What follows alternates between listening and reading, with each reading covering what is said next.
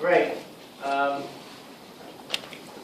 with 2 by 2 matrix solved, we can have equilibrium that are easy to find. If we do have more complicated games, so 3 by 3, 4 by 4, and so on, we may not want to go through every single cell to find out if we have a natural equilibrium or not. So what we do there is we eliminate so-called strictly dominated strategies. Strictly dominated strategies are strategies that are always worse than at least one other strategy. So let's have a look here. What we need to do, and that's important, with eliminating dominated strategies, we need to compare 2 specific strategies, right? So we don't compare B against T and M, but we compare B with T, or B with M. Okay. So let's look at it from the perspective of player A. So if player B chooses the left column, and player A has a choice between top and bottom, he's going to choose top. Because 2 is bigger than 1. If player B chooses the central column, then player A, if he chooses between top and bottom, is going to choose top, because 1 is bigger than 0. If player B chooses the right column, then player A again is going to choose top rather than bottom.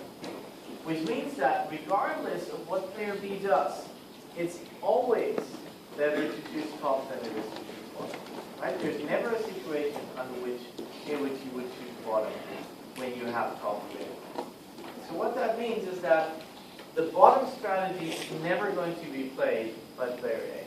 Right? There's no way that player A would ever choose the bottom strategy. Because you can always do better by choosing top. So once we've got that, we can then look at player B. And if player A, and let's compare C and R.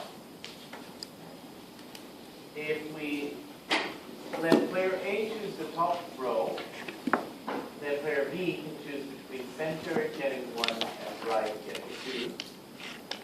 If player A chooses the medium row, then player B can choose between center getting 2 and right getting 3. So that means that the central row is dominated by the right, which means that we can eliminate that again. So now if we started trying to eliminate, or if we continue trying to eliminate, we would find that there are no more eliminated or no more strictly dominated strategies, and then we can check for the remaining cells whether it's possible to unilaterally deviate. And what we'll find is that these 2 are our natural equilibrium. So these are the 2 natural equilibria in this game. Again, you can check, but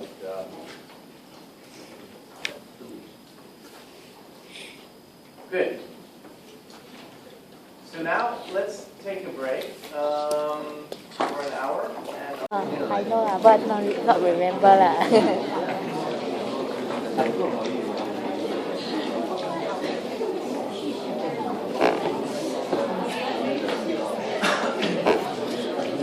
Okay. So we did cover coordination games, taking games, and dilemma. So I guess one type of game that might be interesting to look at is games of conflict, or so-called zero-sum games, or games in which one person winning. I talk for a minute. And what you see here is a situation where actually none of the combinations of strategies are a form of equilibrium. So whenever one of the players is happy, the other one is not. So think of this as a game where in football, soccer, you have a penalty taker and you have a goalkeeper. And whenever the goalkeeper is happy because he saves the penalty taker is unhappy. And whenever the penalty taker scores, then the goalkeeper is happy. So whenever one wins, the other one loses. So these are games of pure conflict, which means that you have no full strategy equilibrium. inflation, So how do you solve these kind of things? How do you try and find solutions to those? Anyway, well, looking at pure strategies is going to be difficult, or it's going to be impossible to find the right solution, right asymmetry. So what we refer to, or what we resort to, is a mixed strategy. A mixed strategy here means that each strategy, each pure strategy is played with a predetermined probability, which is neither 0 nor all. So what this implies is that you randomize across most of my different, customers also strategies consultant then and see whatever comes up. so So I'm not going to go through pure strategies in much detail, but one concept that I think is important is how you would think about pure strategies, and how you would think about mixed strategies in particular, and kind of what the intuition is. So I all know that you can find the probability, you can find the x and you can find the y. The question is, what on earth do you look for, right? What is it that you're actually looking for? So the point that, or the thing that you're looking for is the probability for which the other player is indifferent between choosing one or the other strategy. Now, why do you have to be indifferent? And let's actually go back to before the break, when we talked about indifference. Indifference means that we get the same utility from different options, correct?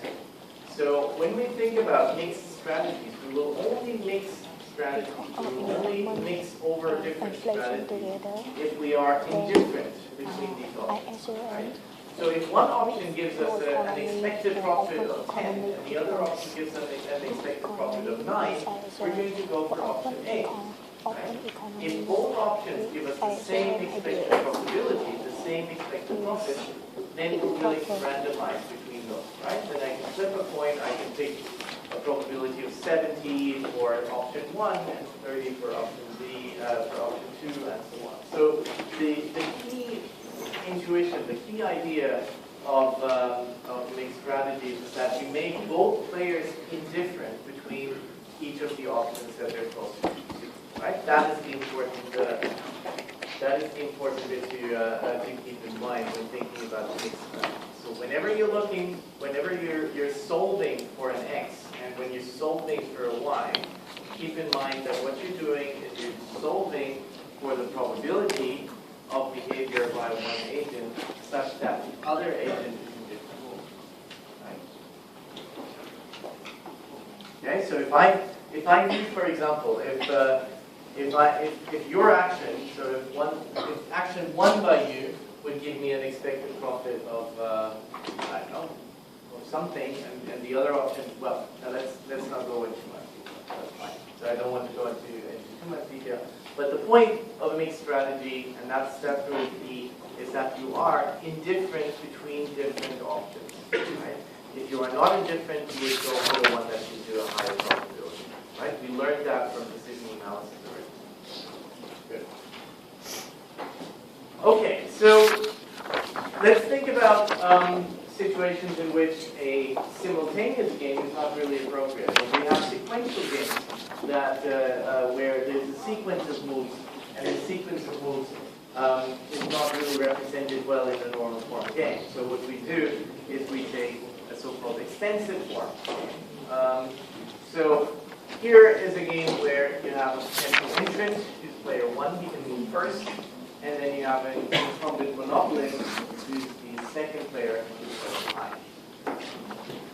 The entrant has two choices. He can enter or not enter. And the incumbent has two choices. He can not fight or fight.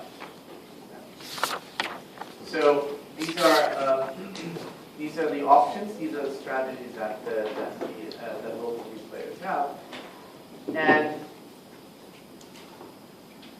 before we go into the equilibria, before we think about the equilibria, let's revisit the concept of what an equilibrium is, right? So it's a combination of strategies such that no player can do better by unilaterally deviating. Okay, just keep that in mind. Keep it kind of keep it in the back of your head when we talk about the two equilibria that we have in this game. Because one of the equilibria you will not have any problem with, the other one you will.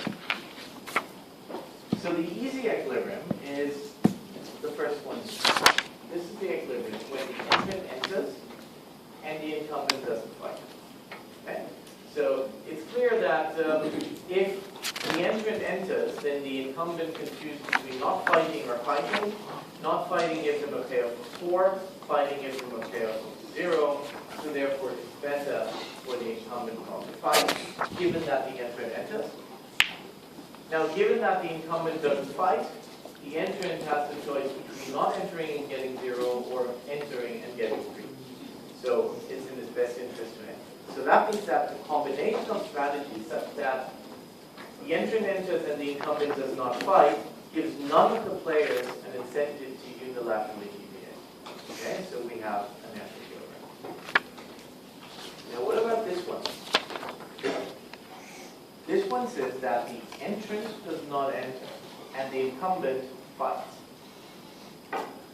Now, let's just take the definition of an equilibrium. See if this is one. Assuming that the incumbent fights at this part, right? At this point, the incumbent would fight. What can the entrant do? If he doesn't enter, he gets a payoff of 0. If he does enter, he would get a payoff of -2. So that means that the entrant does not have an incentive to deviate unilaterally. He does not have an incentive to change his behavior, given what the other player is doing. Okay. What about the incumbent? Assuming that the entrant does not enter, okay, the incumbent at this point, whatever he does at this point doesn't matter. So if he fights or if he doesn't fight, if it ever came to that point, does not matter one bit because the entrant doesn't enter in the first place. So that means that the incumbent has no incentive to actually change his behavior from fighting to not fighting because it's not going to change his payoff at all.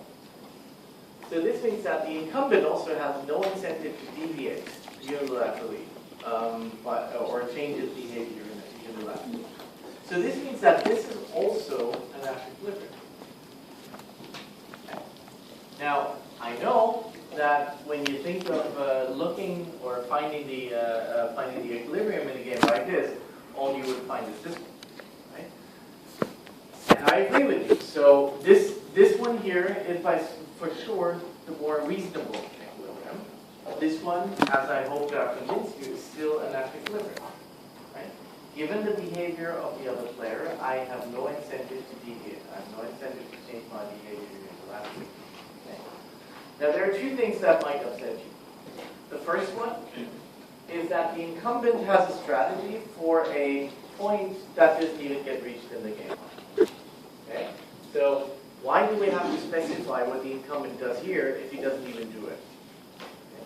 Well, what is the strategy then? The strategy is a plan of action that you have to make before the game even starts. So, for every contingency in the game, for every point in the game, we need to know what the guy will do. Okay, so my strategy, the strategy that happens before the game even starts is that the incumbent says, well, if the entrant enters, I'm going to fight. Or if the entrant enters, I'm going to not fight. Okay? So that's the first thing that might kind of throw you. The second bit is that the incumbent seems to be doing something here that's not rational.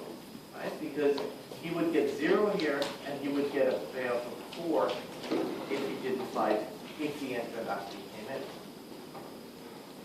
And the second bit is, I think, more interesting, because here what you're looking for is behavior that's optimal at each point in time. Okay? So here, the incumbent proposes to do something that isn't profit maximizing. So, and that's what gave us the concept of a perfect equilibrium, or the subgame perfect equilibrium. Right? So a subgame perfect equilibrium is one that does not involve irrational behavior, non-profit maximizing behavior at any point in the game. And so here, of course, the incumbent would not be maximizing profits at one point. And that is something that we want to rule out when looking for a perfect equilibrium. And so that also tells me something about the relationship between a Nash equilibrium and a perfect equilibrium. Right? A perfect equilibrium is still a Nash equilibrium. But it's only one type of equilibrium. It's a smaller set of Nash equilibrium. There are many other Nash equilibria. In this case, we have one more Nash equilibrium. There are other Nash equilibria that may not be perfect and may not be perfect. Okay? So here, the entrant does not enter and the incumbent fights. But, and that's the issue here, if the entrant actually did enter, then it would be better for the incumbent not to fight. Right? So the incumbent may announce, well, if you enter, I'm going to fight. But if the entrant actually did enter, it would be in the best interest of the incumbent to say, well, I've actually changed my mind. Right? I've changed my mind. I've decided not to fight after all. So therefore, threatening to fight or announcing that you're going to fight if it's not rational to fight at the point would be wrong. Right? So think of it this way. If I would make an announcement saying that if any of you uses their smartphone while I'm lecturing, then I'm going to take the smartphone and do something else. I'm going to. I'm too mild. I can't think of it. But okay, so let's say my announcement would be I'm going to do something. I'm going to throw it at the wall. Now, that means that this would probably get me into a reasonable amount of trouble, I would imagine. But it would get me into some degree of trouble. So in that sense, it would be irrational. If I see someone actually pulling out their smartphone, would I actually want to follow through with my threat? Right? This would actually be painful for me as well as for. Let's say the better one would be I'm going to eat your smartphone. Right? So if I would eat your smartphone, that would really be painful. So is that a credible threat? Probably not, right? I probably wouldn't eat it. I would say, well, this is the very last time you're pulling out the smartphone. Next time I'm going to eat it, right? So I'm facing this. My daughter is 4, so every time I'm telling her this is the really last time I'm going to say this, that's exactly.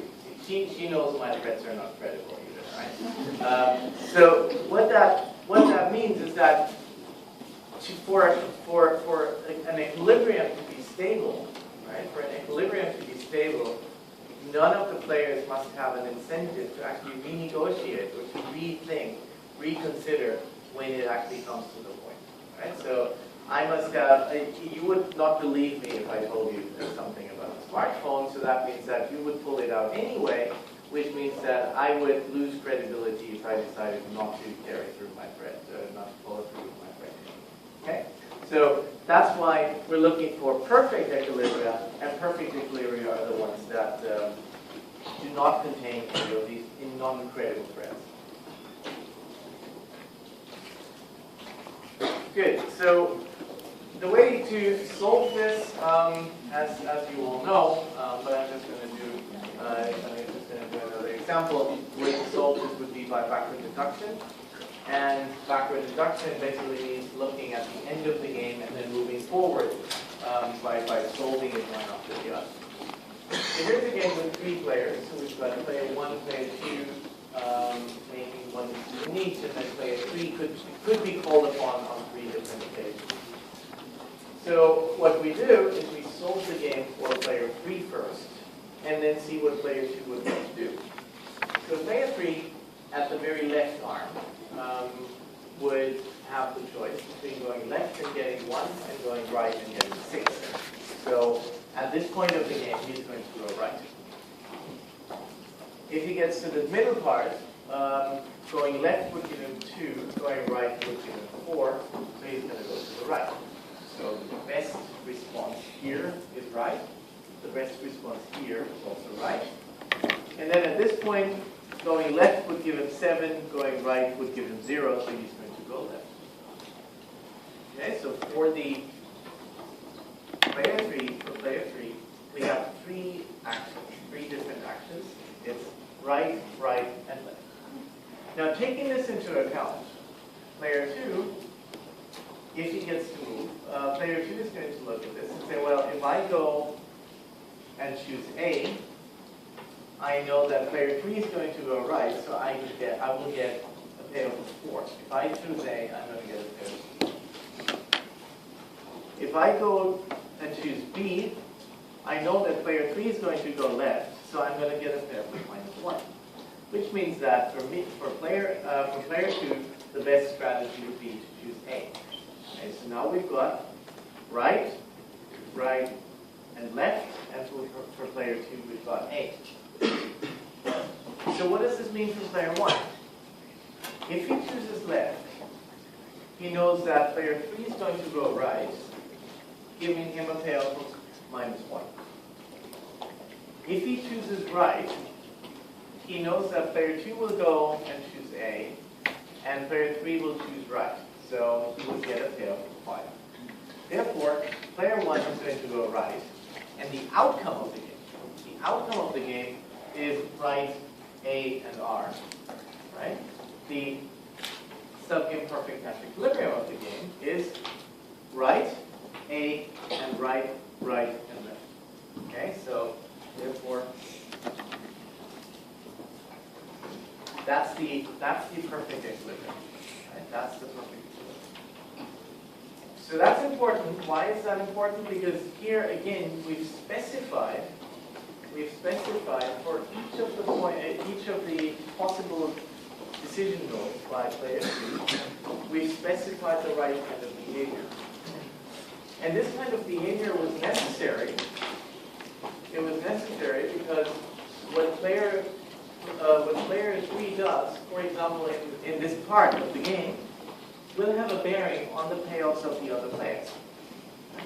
So it will play an important role for what other players will want to do and on payoffs. Right? So that's why whenever you ask for the sub-imperfect equilibrium, you have to specify all the possible actions at all possible points by the agent.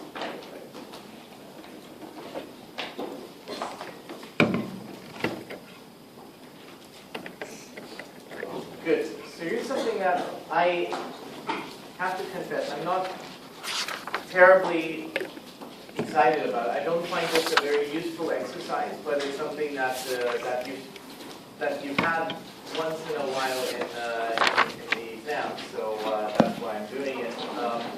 But you can use, or you can translate the normal, or the extensive form into the normal form, and sometimes vice versa. But so what I think is important here, if you think about the notion of a perfect equilibrium, what you'll find is that the perfect equilibrium in this game is that A will choose top and B will choose top in both cases. So it's A and T. Now, if you were asked to transform this into the normal form, this is what you would get. And I realized that some of you, or many of your predecessors also, have had problems trying to translate one into the other. So how do we read this kind of table? So it's obvious that player A can choose between top and bottom. Fine.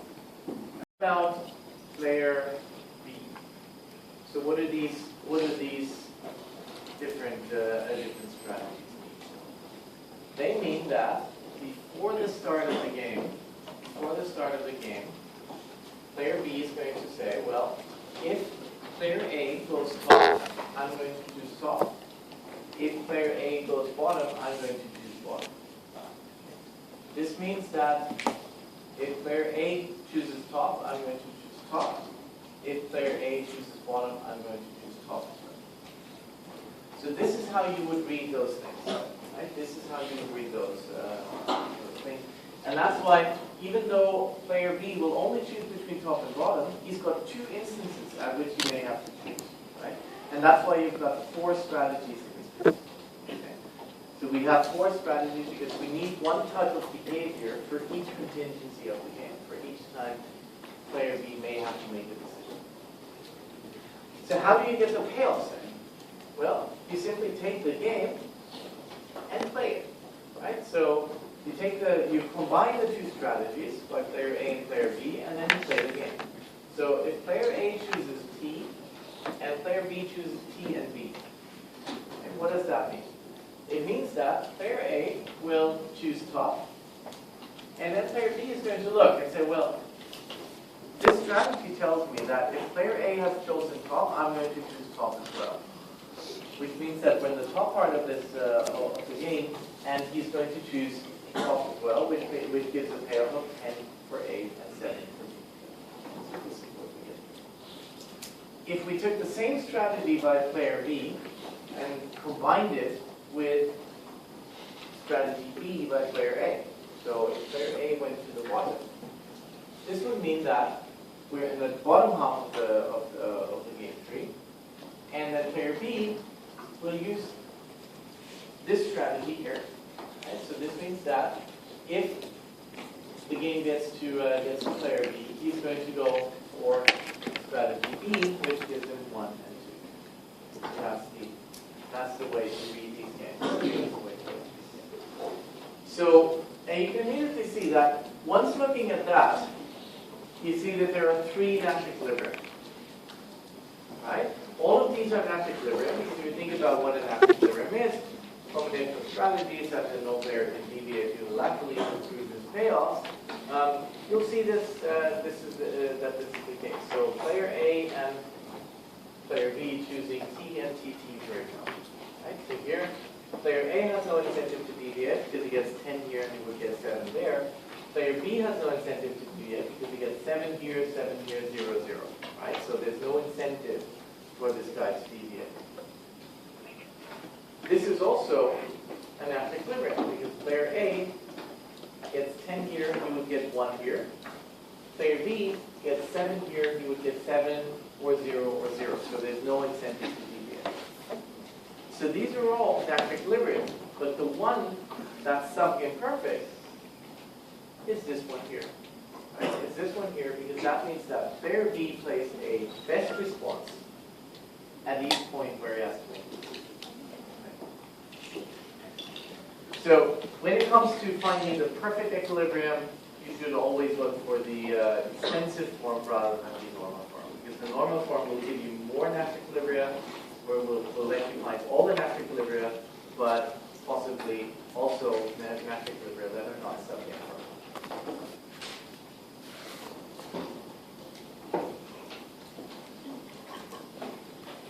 Okay, so to summarize a little, in a game we have at least 2 decision makers, and these decision makers are linked through their payoffs because their payoffs will depend on the decisions of other players.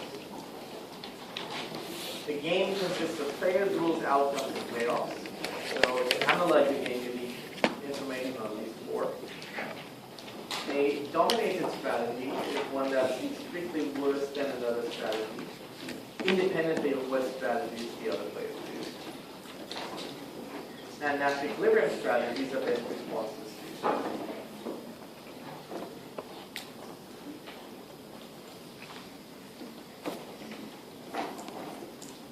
You know how to eliminate strictly dominated strategies, and you know what the difference is between a pure strategy, which is one specific type of behavior, one strategy. Mixed strategy is one where you randomize across different behaviors. Finding equilibrium mixed strategies, as I said, the core idea here is that you are indifferent between the strategies that you mix. Okay, so you will only mix strategies that will give you the same expected outcome. Okay, if they don't, you will choose one over the other. You know about games in the extensive form, especially when you were thinking about sequential games, then the extensive form becomes much more useful. Perfect equilibria will not be on credible threads. again, what the concept, and we know how to use or how to derive the normal form of an extensive quality. Again, I'm not too excited about it, but it's something that has come up in the past. Okay. So now let's have a look at the example.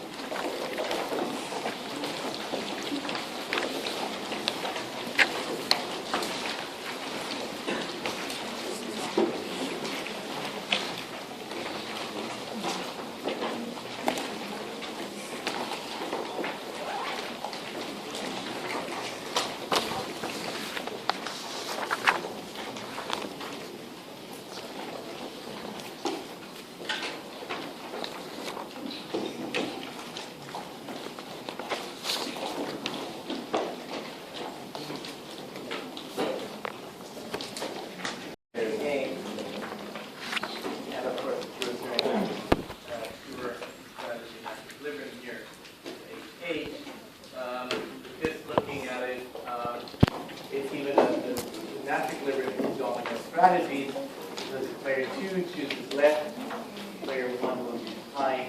If player 2 chooses high, player 1 will choose high as well. And the same thing for player 2. So this is going to be the pure strategy of equilibrium.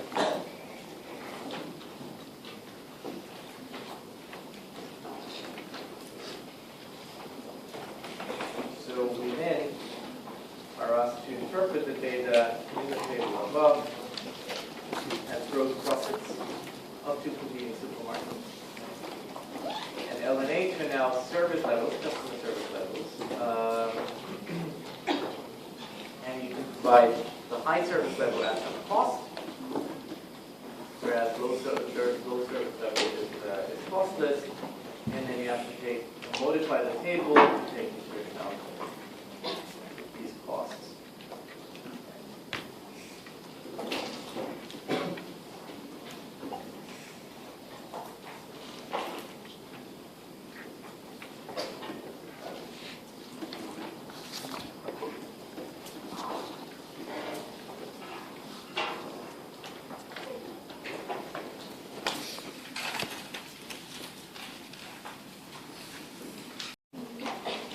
Cost of providing a service level, whenever a player chooses high, he's going to have to bear the cost of the resource. So if player 1 chooses a high service level, that means that the players are not 70, but they're 70 minus C1. And if he chooses a high service level, regardless of what player 2 does, he's going to get a service level. He's going to get a payoff of 60 minus C1. Okay, so that's for player 1. For player 2, the same thing. Whenever you're in the right cell, in the right column, then player 2 is going to have to pay the end cost of C1 and C2 because it provides a high service level. So then the second bit, the second question here is, what are the parameter values? What are the values for C1 and C2 such that player 1 choosing a low service level and player 2 choosing a high service level is in that equilibrium? And this is actually kind of interesting because most of the time when you're looking at these game theory type questions, you get the question of the type, here's a couple of numbers, find the natural equilibrium for it, right? This time it's actually the other way around. It says here's the natural equilibrium. Now find us the numbers that give us this equilibrium. Right? So how do we do this? Well, our condition is that it's a natural equilibrium so that player 1 chooses left and player 2 chooses player 1 chooses low and player 2 chooses high.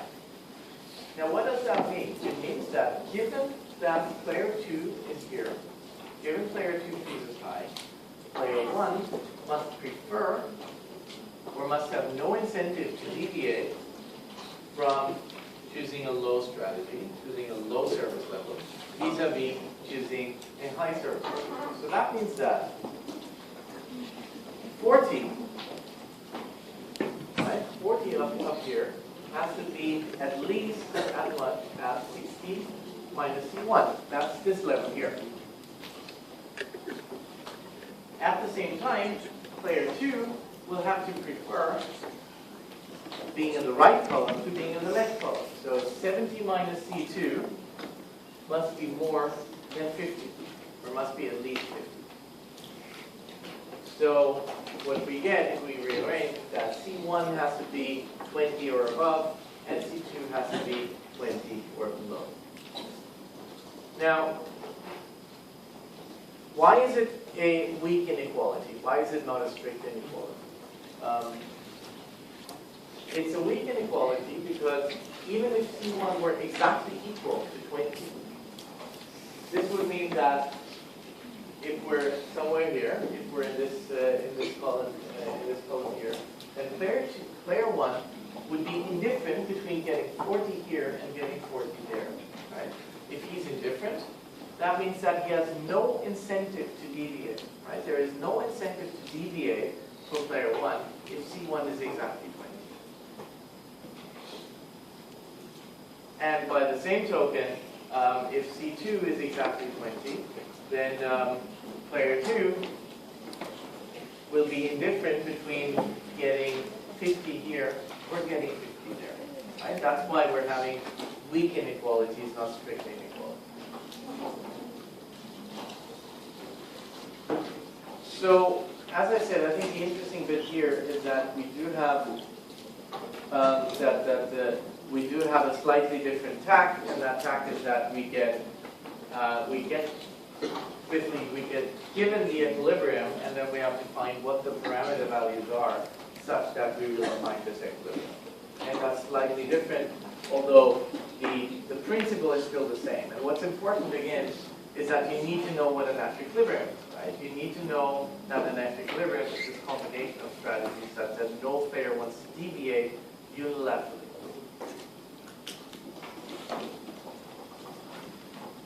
Good. So now let's have a look.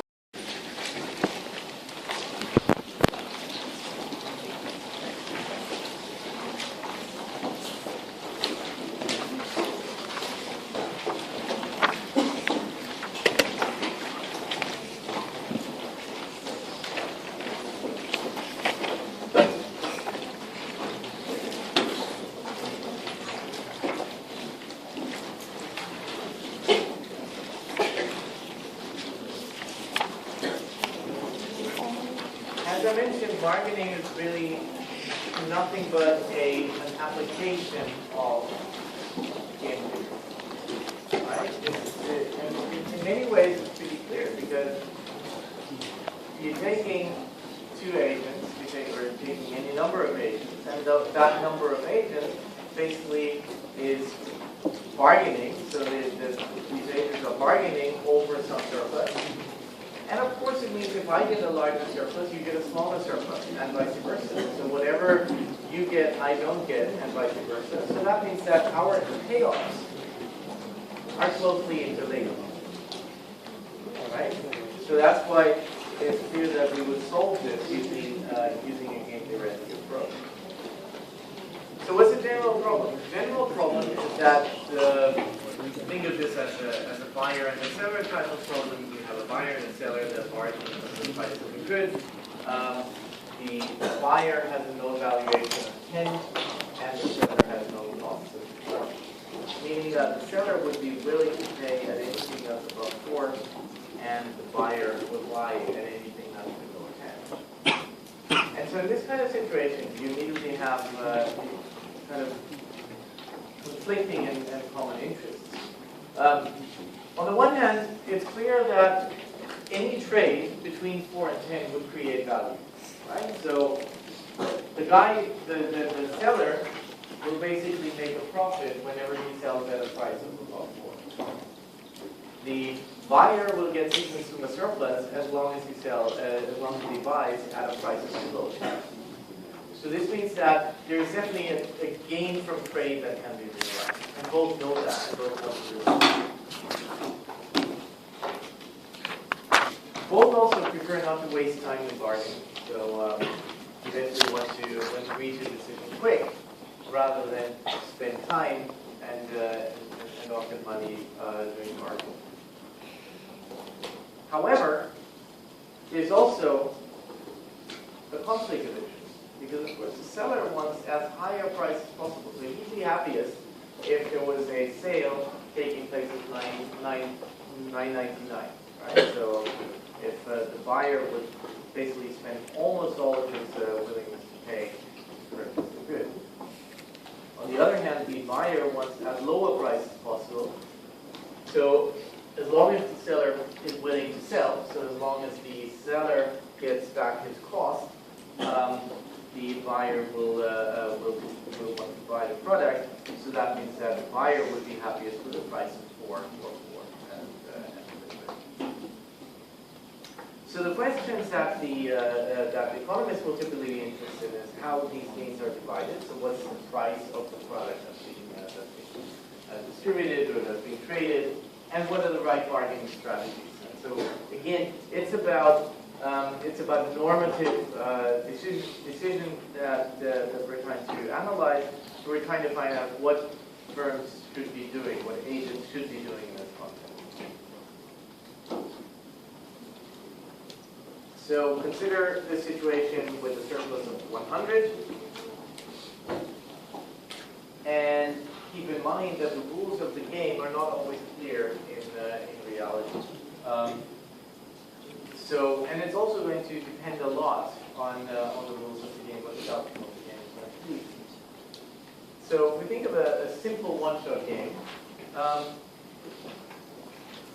in a simple one-shot game, what happens, so the rules of the game are that each player proposes a division of the surplus. So if we have 100 pounds to be distributed, then I propose a division of 70 for me, 30 for you. You propose a division of 30 for me, 70 for you. Okay? If we both propose those values, then there's not going to be trade, right? Because we didn't propose the same division of values. On the other hand, if I propose 50-50 and you propose 50-50, then we're both happy. So both of our requests are the same, which means that we agree on this division of surplus immediately. So that's kind of the one-shot game. It also means that if we don't agree, so if we don't make the same proposal, then there's not going to be any surplus, right? So there's no trade. A take it or leave it offer means that one player can propose a division and the other player can either accept or reject. If he rejects, there's no surplus. So that means that I'm going to make you an offer, knowing about your willingness to pay, let's say, or your cost, and I'm going to make you an offer saying, well, this is going to be it, and either you accept it or you don't. If you don't accept, there's not going to be any.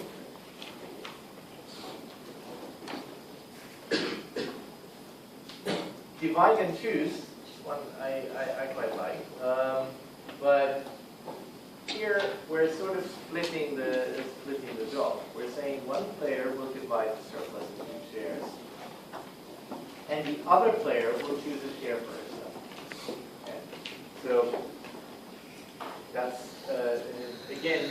So here we have a one firm or one player makes a proposal of a general division, and then the other player either picks whichever option first. And then we've got alternating offer bargaining, and that's I guess something that you know best. Here we have players that alternate in making suggestions about a division until one of the offers is accepted. Okay? And we can play this either finitely or infinitely. So with a finite kind of game, you will with a finite kind of game, there's a limited number of offers that can be made. With an infinite game, with an infinitely repeated game, you can just go on and on and on, and the pie never completely disappears, right? So one way of thinking about a finite round bargaining game is that the pie, so whatever surplus there is, gets smaller and smaller, and eventually it disappears. Good. So let's have a look at what the what the outcomes of these.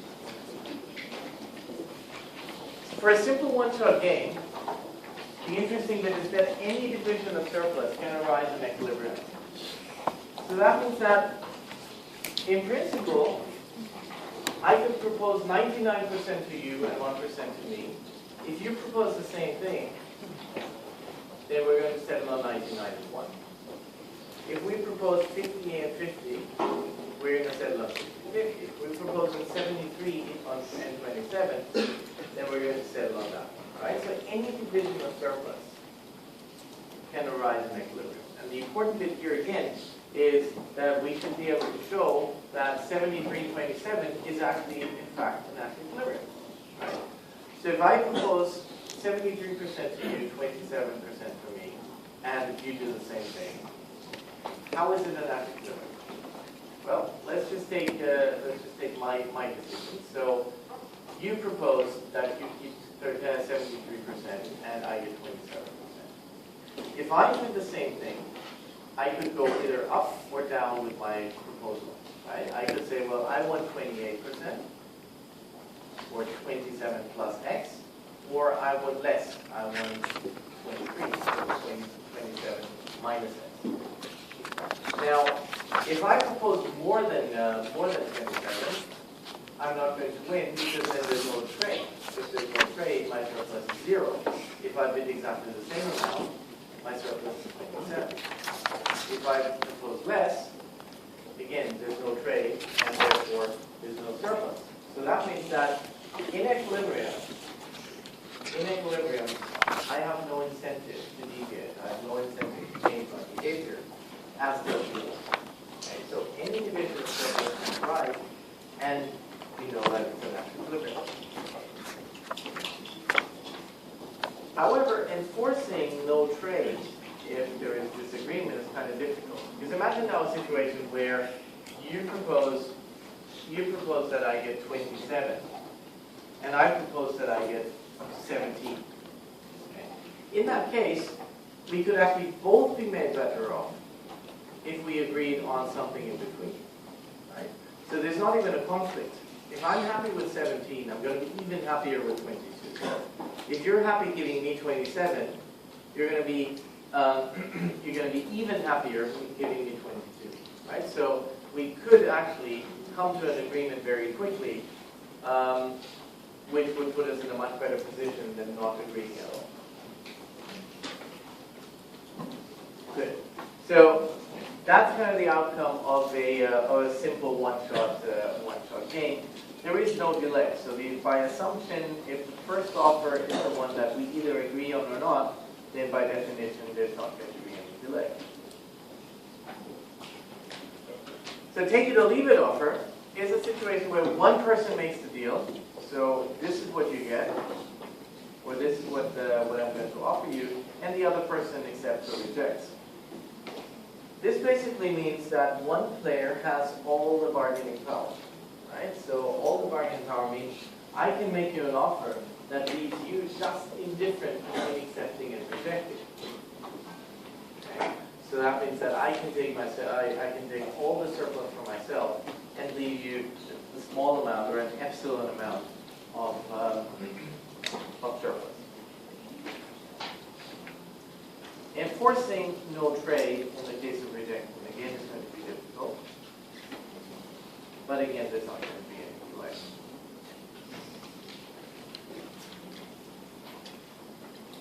So here's the one I like, the strategy of, or the rules of divide and choose.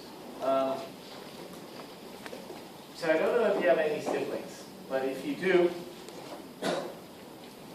you may recall some sort of similar situation like the one I'm going to describe.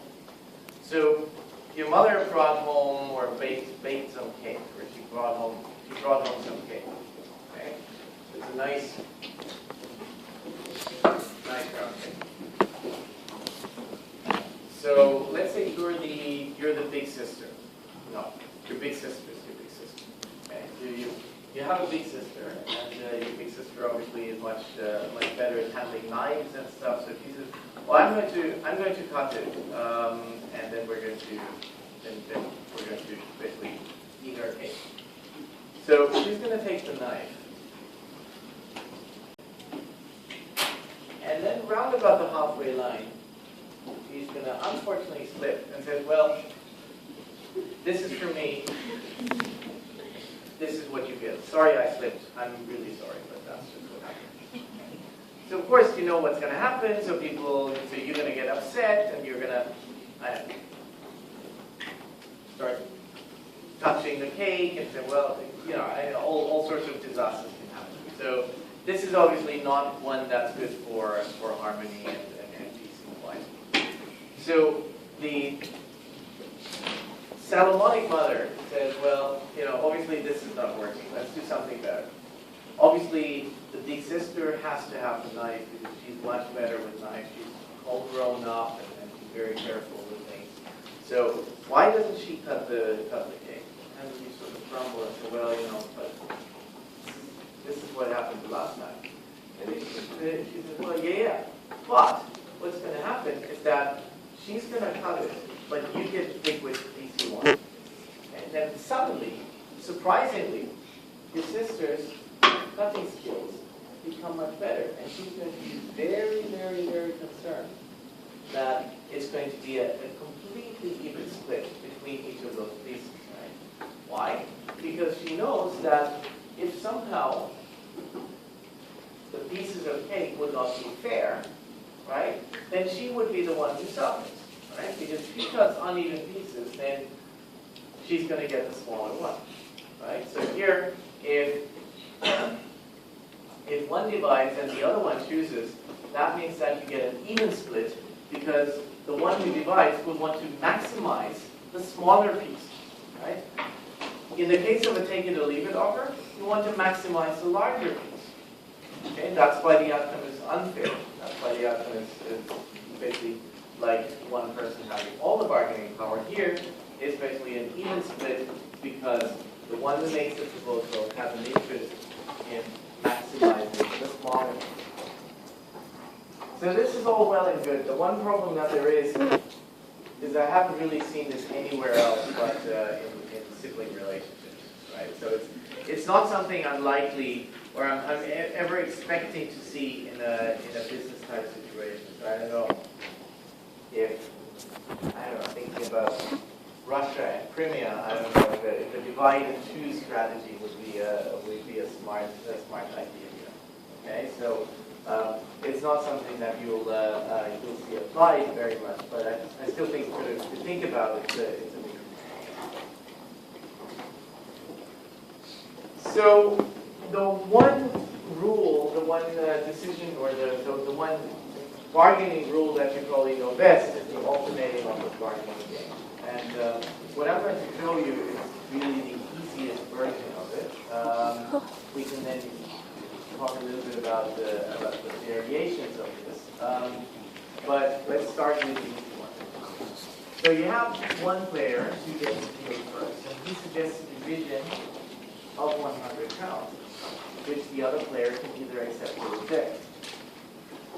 If this division is accepted, then the game ends with that provision, with that division.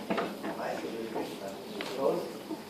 When the division is rejected, then the player who rejected can make a counter offer.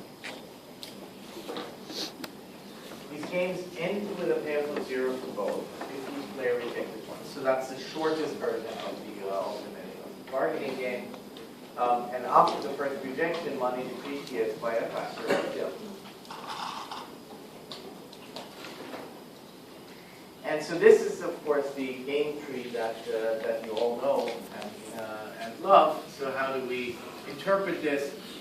It's player A making a first proposal. He proposes to keep XA and give 100 minus XA to player B. Player B can decide whether to accept or to reject. If he rejects, he's going to make the offer. And he's going to make the offer of giving XB to player A and keeping delta times 100 minus XB for himself. Okay? and then player A will get to accept or to reject. So I've seen a number of variations of this. And of course, so did you. So there are versions that have 3 players instead of 2.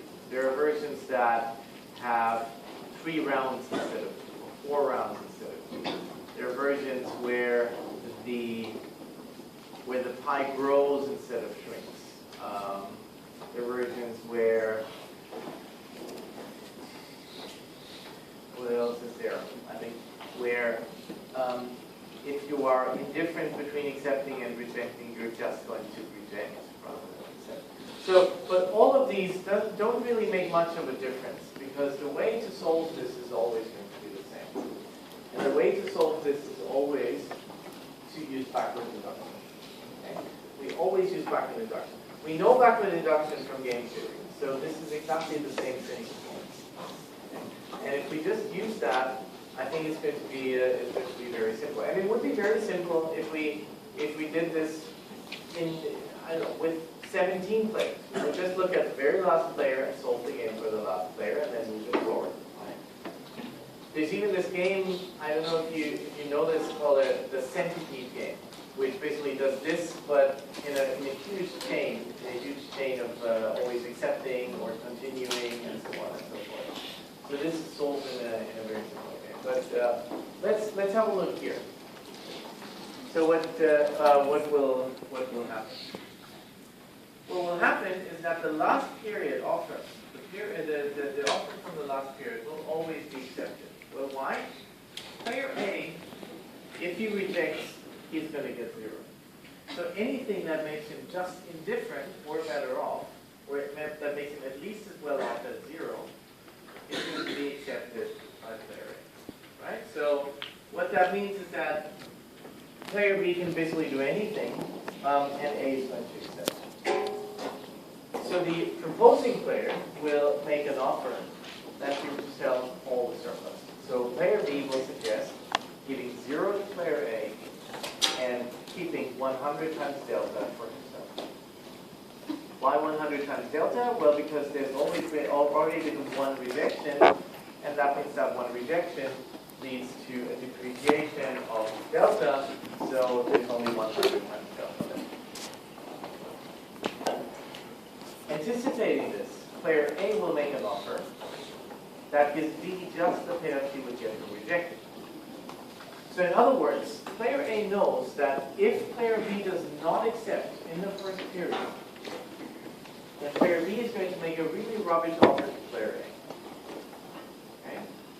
That rubbish offer is going to be rubbish, but it's still going to be accepted by player A because 0 is 0, right? So as long as you get at least 0, then you're going to accept. So this means that I'm going to have to make an offer that's going to make player B at least as well off as what he would get in the second period if he made me this terrible offer, right? So I'm going to have to give player B just the payoff that you would get, that it would get from rejecting, so that it's optimal for B to accept. So we already know what player B will do. Player B will make an offer of 100 times delta for himself.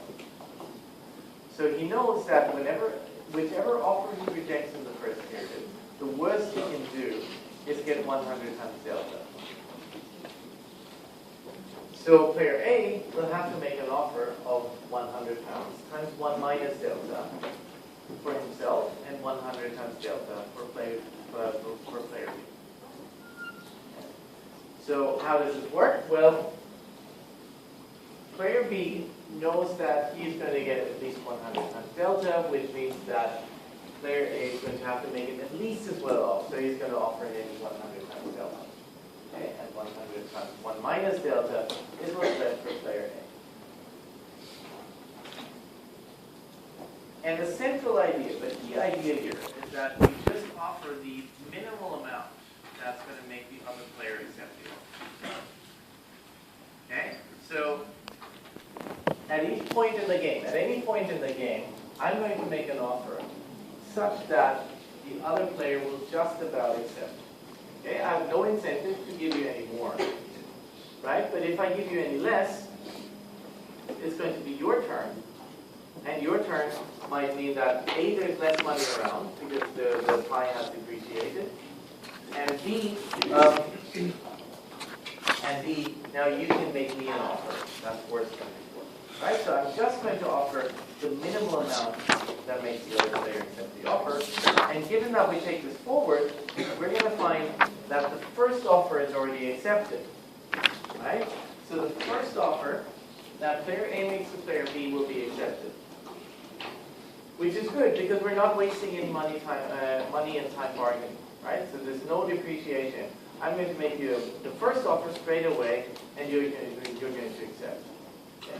Why? Because I just made you an offer that just about makes you just as well off as what you would get if you carried on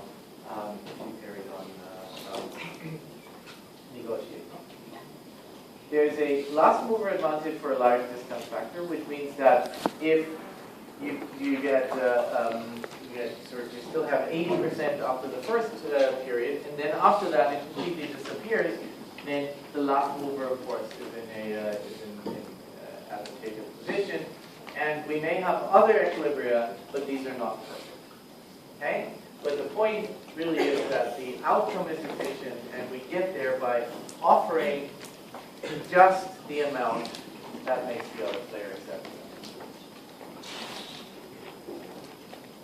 Okay, now if we extend this to infinitely many periods, this causes a problem for us. Why? Because if we have a finite game means that I can always move to the back of the game forever, and that's even if we had a depreciation rate of 90%. That means 100% in the 100 pounds in the first period, depreciates to 10 pounds in the second period. That depreciates to 1 pound in the third period, depreciates to 10 cents in the fourth period. But every time there's still a tiny bit left, right? And we're never going to get to zero. The pie is never going to disappear completely, which means that potentially we could go negotiating forever. So the cake shrinks and continues to shrink in the future.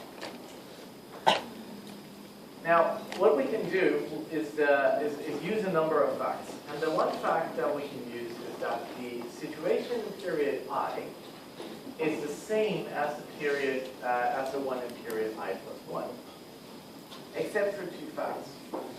In period I got to make an offer, and you had to accept or reject.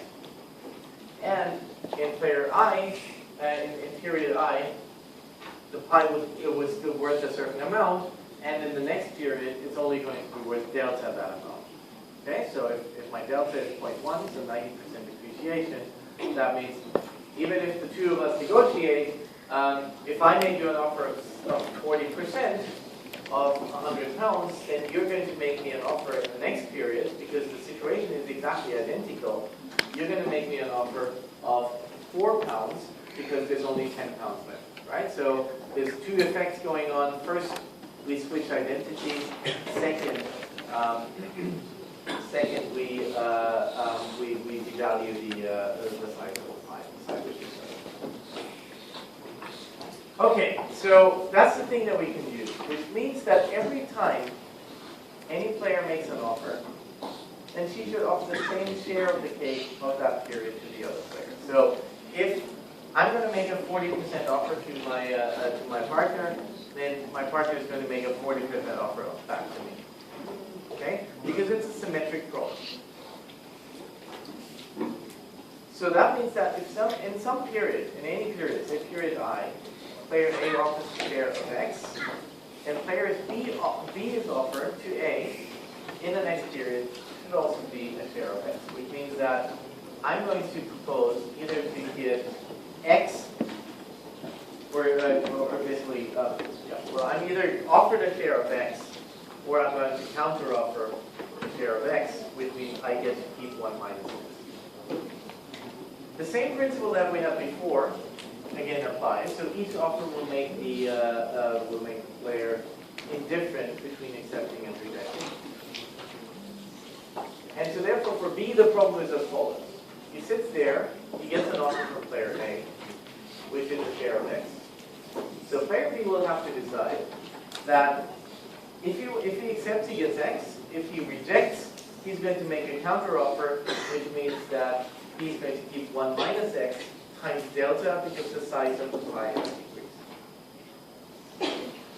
Given that player A makes me an offer that makes it different, we must have a situation where X is equal to delta times 1 minus X. Okay? These two have to be the same.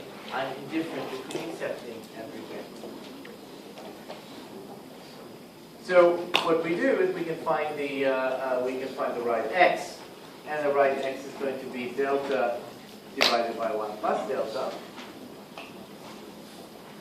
which means that in equilibrium, we make the first offer. We make the first offer of delta divided by 1 plus delta. And I propose to keep the rest of it, which is 1 minus X, which is 1 divided by 1 plus delta. So what does that mean? What are the properties of this kind of equilibrium? Well, the first one is that we have a first mover advantage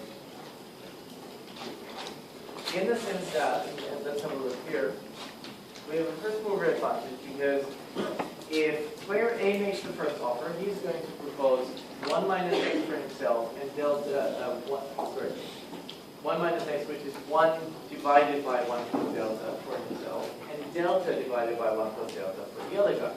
And of course, given that delta is smaller than 1, he's going to get a larger share. He's going to get more than 50%, whereas the second player gets less than 50%. And we can immediately see how this first mover advantage depends on the delta. Okay? It depends on delta because if we have a large delta, right?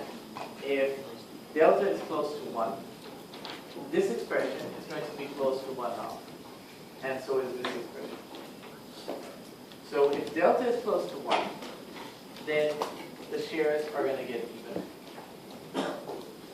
If delta is close to 0, then X is going to be very close to 0, and 1 minus X is going to be close to 1.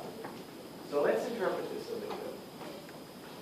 If X is 0, it basically becomes a game where all the depreciation takes place in one period, right? So if you reject once, the game is over, right? That's what it means that delta is 0.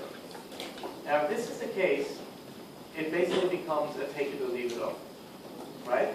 So an infinite bargaining game, the infinite offers bargaining game becomes a take it or leave it offer if delta is basically 0. Why? Well, because if you don't accept now, there's not going to be any time. So what I'm going to do is I'm going to offer you 0, right? I'm going to offer you anything just slightly above 0 because that's going to make you accept the offer rather than reject it and destroying the entire surplus. So if delta is close to 0, it becomes a take it or leave it offer. If delta is close to 1, that means that from period to period, the product, the surplus is not going to depreciate a great deal, right? If delta is 1, that means that if I make you an offer, you're just going to reject if it's not 50%, right? If I offer you 49% and it's not painful for you at all to wait, right? Then you just reject. And you just keep on rejecting up until I offer you 50%, right? Because it doesn't matter, right? If we agree after 10 periods or 1 period or 1,000 periods, I don't care, right? I can wait. I can just continue negotiating. And so therefore, if delta is close to 1, then the only viable solution will be that we both end up with a pi of 1/2, right? With a percentage of 1/2.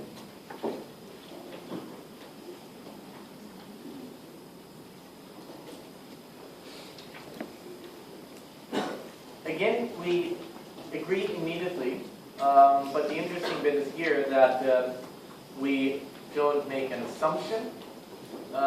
We don't make an assumption such in the one-shot game when the take it or leave it offer, but we immediately agree because we make an offer. The first person to make an offer will make an offer that will just be accepted. It's a unique perfect equilibrium. There's only one.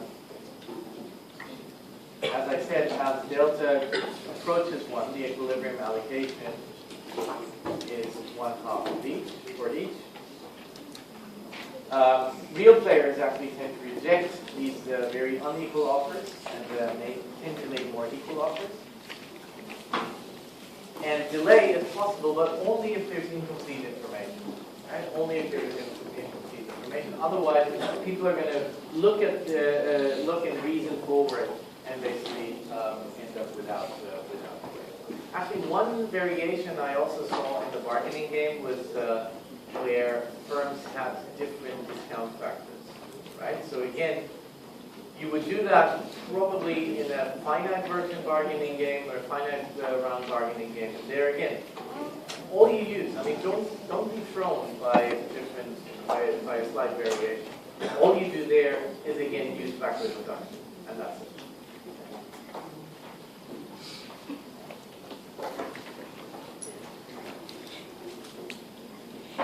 Good, and that's basically what we did in this last half hour. So question 8 was explaining the finite and infinite version of the bargaining game, and you're going to illustrate with examples.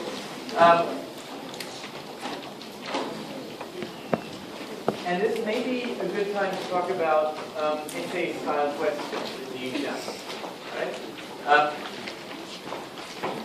So, what typically happens with these essay-style questions is that about 80% of candidates who answer this question, it's going to start getting feedback in a second, so I'll adjust back and forth, but I hope we're going to be okay. That's what happens when I get overexcited, and it's going to start giving feedback. But let's see. I think it should be all right. Good. So today we're going to be talking about, or we're going to start today talking about monopoly pricing. And when you think of monopoly pricing, so we talked about decision analysis, we talked about game theory and bargaining. Monopolistic pricing really is kind of the set of decisions that monopolists will take to try and maximize their profits. And what we see is this phenomenon that firms end up charging different prices to different consumers. And this actually goes quite a step further from what we started off with, because typically when you think of prices, when you think of the price of anything, often you just have one thing in mind, one price in mind, right? So you say milk costs such and such per liter.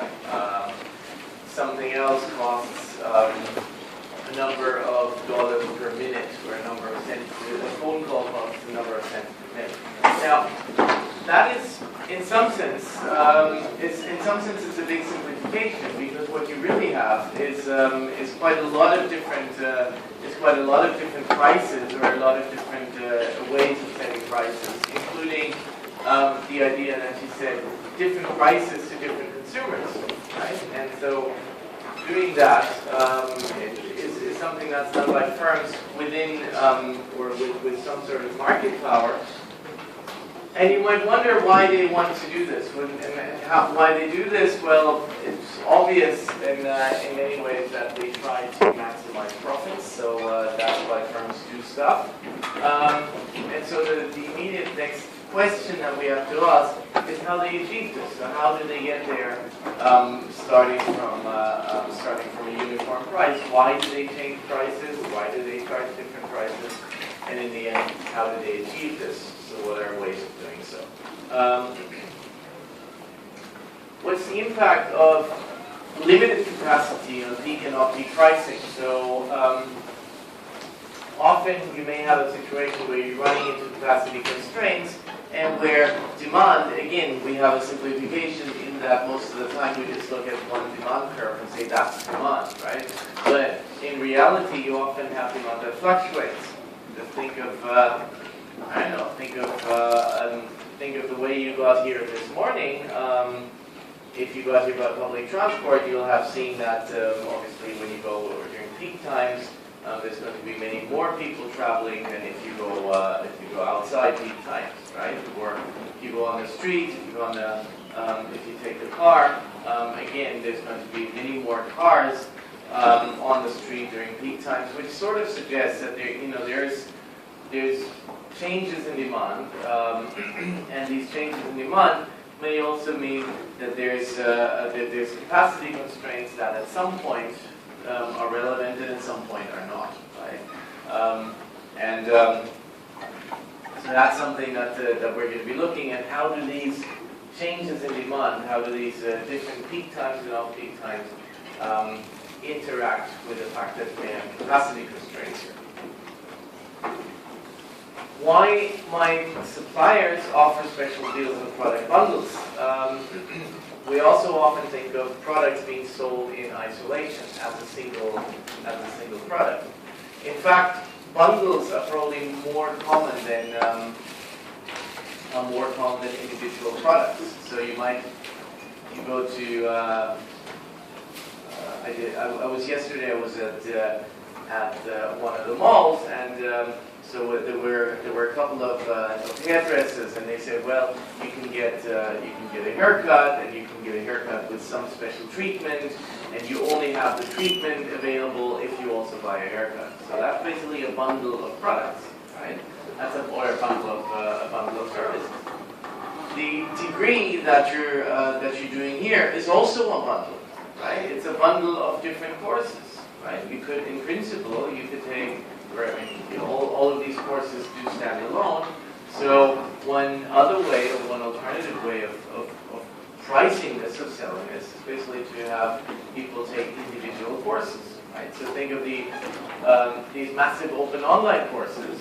There you can take individual courses and do your own degree, almost your own education. Here you're getting a bundle of courses that then make one degree, and you can get many. This suit is a pair of trousers and a jacket, right? Again, that's not a single product. I could just as well wear the trousers or only the jacket, wear something else instead, right? But so that again is a bundle that is being sold. So why might suppliers offer special deals, and how will these special deals look like, and what's going to be determined, and what determines firms offering bundles, and what determines them offering individual products.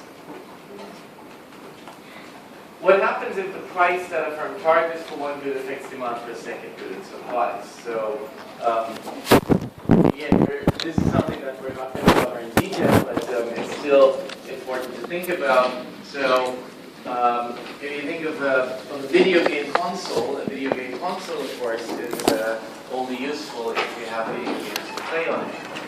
So what that's going to mean is that very often video games are also produced by the same firm that also produces these consoles. Sony releases games and consoles.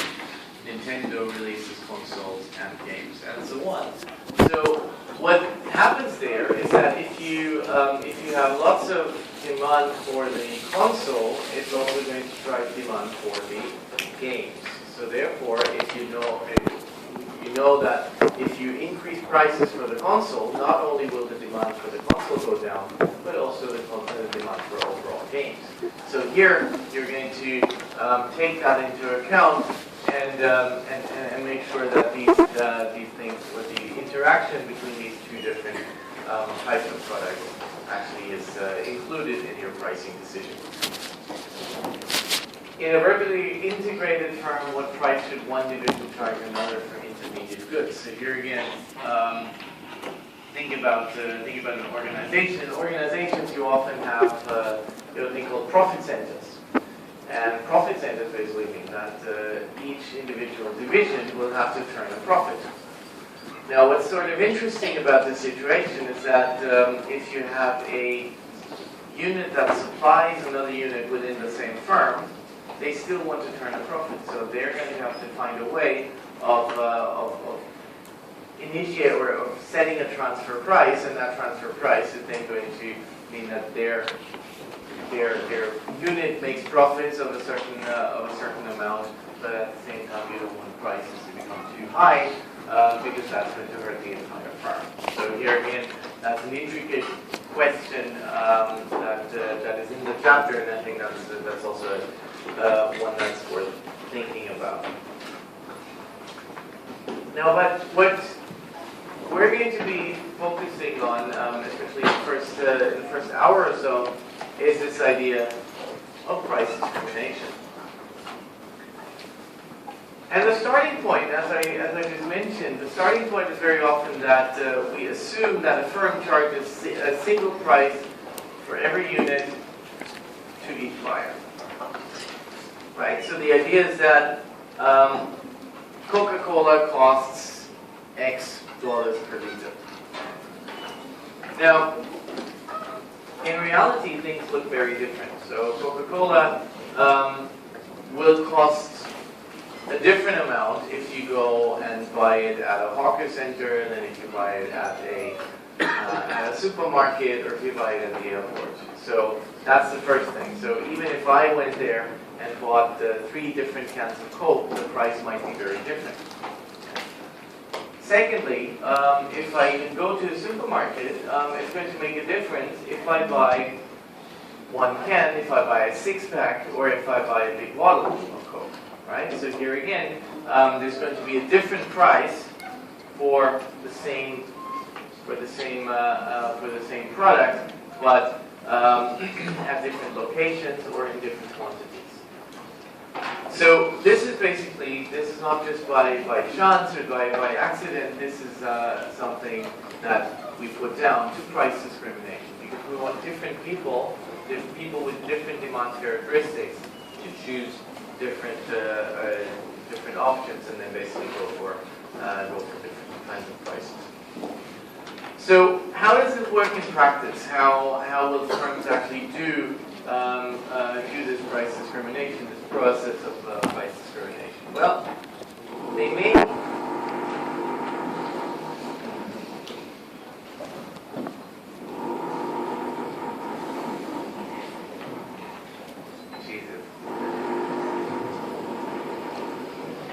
let's see how long this goes on.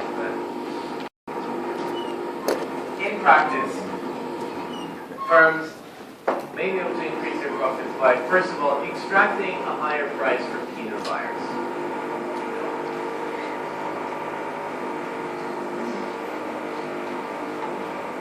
I'll be back. The microphone, even more, is going to start feedbacking, right? So there's a saying in German that you have to die one kind of death, right? So either you die the death of being drilled in the head with whatever this is, or you die the death of kind of being getting lots of feedback and interesting places. So, well.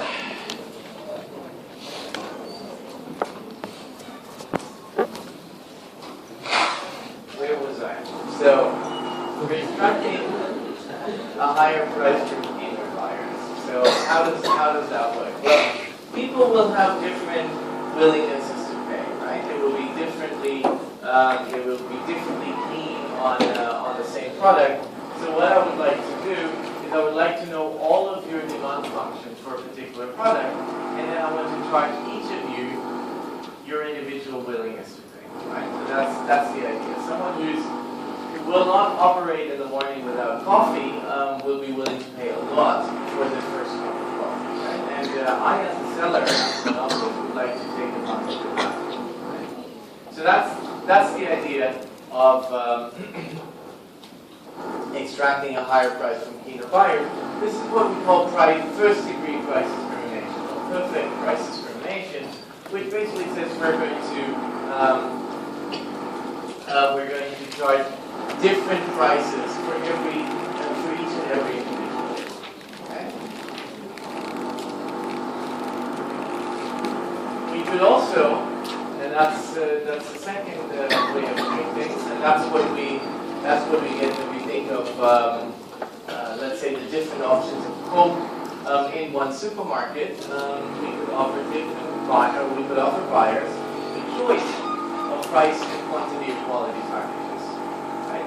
So what this means is that everyone who comes into the same supermarket, everyone who goes into a supermarket, will get a menu of different options for the same price. Right? So you could get 1 can of Coke, a 6-pack of Coke, a bottle of Coke, and so on. So this is the idea of self-selection into different options. Okay? This is what we call second-degree price discrimination. Second-degree price discrimination has the idea that you self-select into different options. Okay?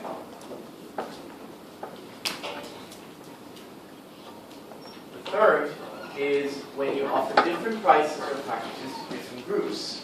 So, point being here, if you go to if you want to buy a Coke at the airport, it's going to be a different price than if you buy it downtown, or if you buy it at So here, not everyone gets the same offer, right? Not everyone gets the same offer because depending on your location, depending on your profession, depending on your age, and so on, you might get different offers for the same product. This is what we call third-degree price discrimination. As I said, firms may also be affected, and that's again a form of price discrimination, but firms may also be affected by capacity constraints, so they might run into capacity constraints, which then will affect the kinds of prices that everybody wants to set in off-peak and peak times.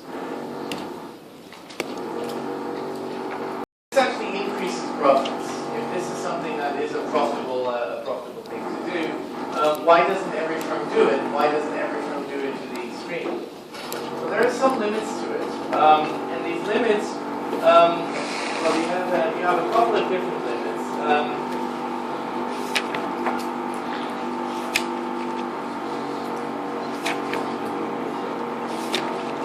If a firm does charge a non-uniform unit price, what may happen is that a buyer may buy at the low price and then sell on at the high price. This is what we call arbitrage, right? Arbitrage is simply the idea that if you have access to the low price, you would want to resell it at the higher price, and then simply make a profit just by doing nothing, but simply buying and reselling at a higher price.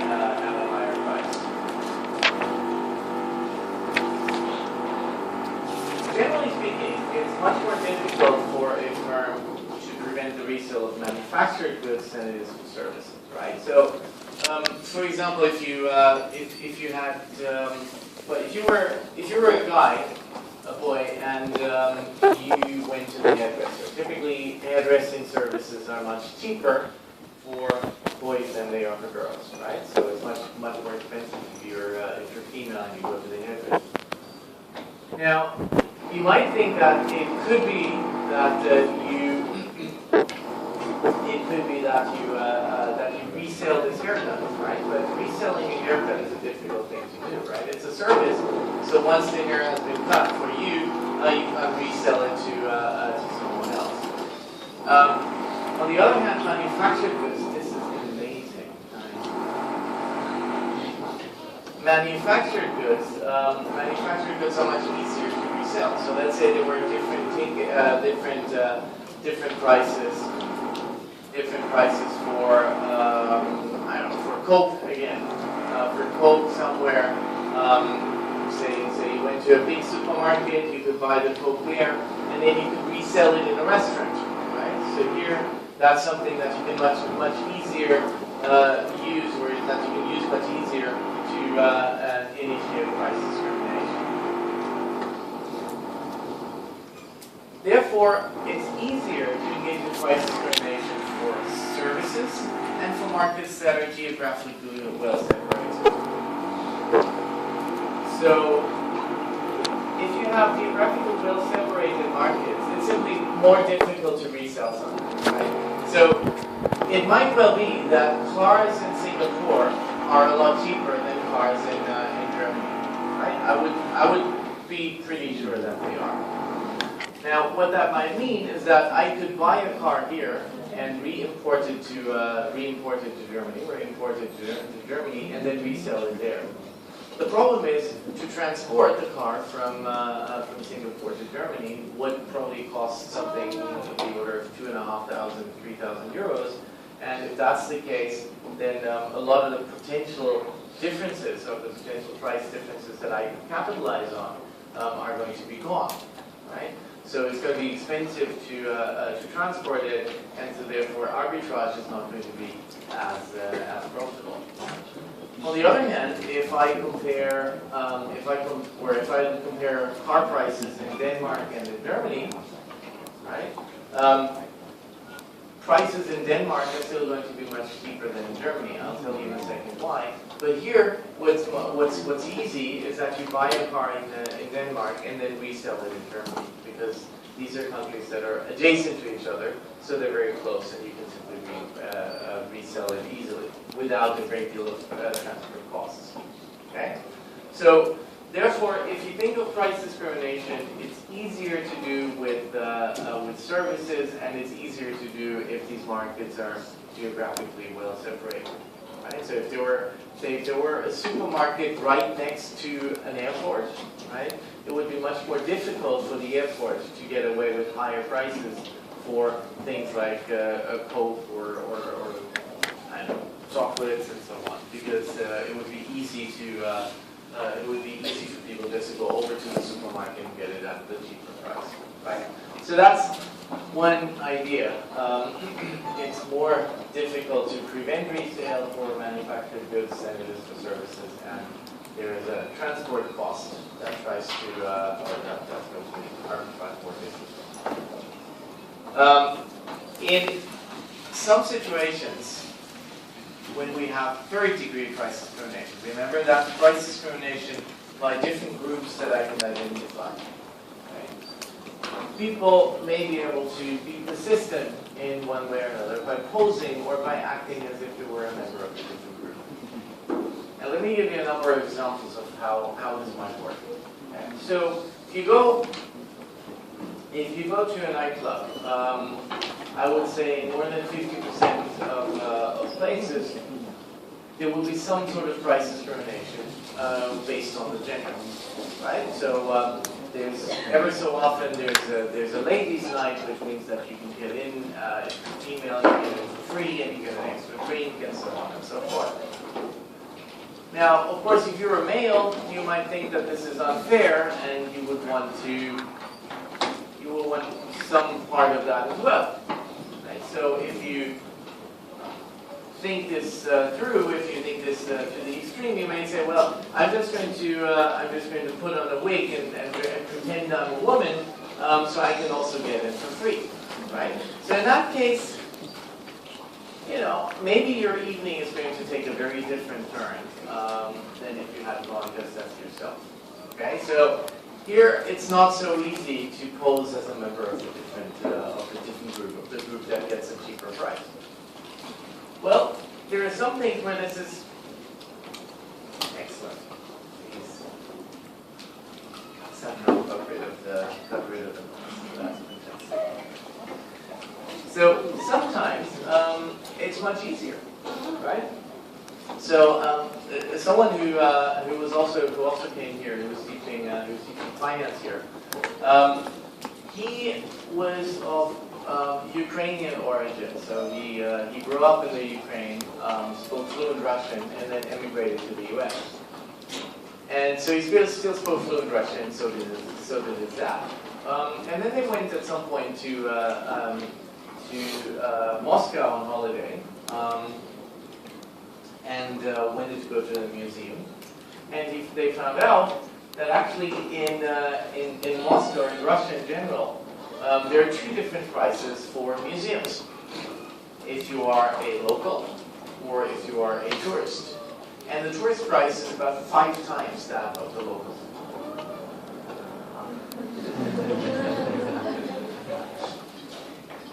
That worked. So, of course, 5 times. Then all of a sudden it becomes a non-trivial amount. So, what's going to happen? What did they do? Of course, they wanted the local price, right? They didn't want to pay the 5 times rate, the 5 times the price. But they weren't a resident. So what they did is they simply went up to the counter and spoke to the guy in Russian. At which point the person at the counter thought that they were locals, didn't ask for their ID, and simply gave it to them for the regular price. Right. So that's a way of actually pretending or posing as a member of the other group. Okay. A final example, and I want to give that kind of a personal one.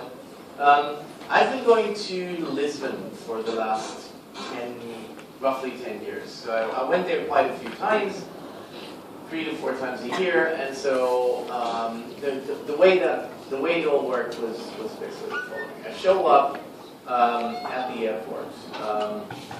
I don't look remotely Portuguese. Okay? Portuguese tend to have black hair and brown eyes. I have blonde hair and blue eyes. I don't speak Portuguese. I don't dress Portuguese, so there's nothing that looks Portuguese with me. Okay? Now, that means that when I arrived at the airport, I needed to take a taxi. Right, so I needed to take a taxi to the airport, to the hotel. And I always went to the same hotel. And so, obviously, being a non-Portuguese showing up at the airport, the presumption was that I have no idea what I'm doing, and I have no idea where I am, and I don't know the place at all. Okay. So, what typically happened is I went to the taxi stand. I said, "Can you take me to the Marriott, please?" And then the guy would sort of nod and grumble. One word of warning: if you're ever in Portugal, if you're ever in Lisbon, every single taxi driver is a crook. Okay? Every single one. Okay? Just so you know. Okay, so you've got the airport here. And you've got the hotel there, right? So it's not a long distance. And so when I asked for the Marriott, he would typically go this way, and then he would go this way, and he would take me on a tour of Lisbon.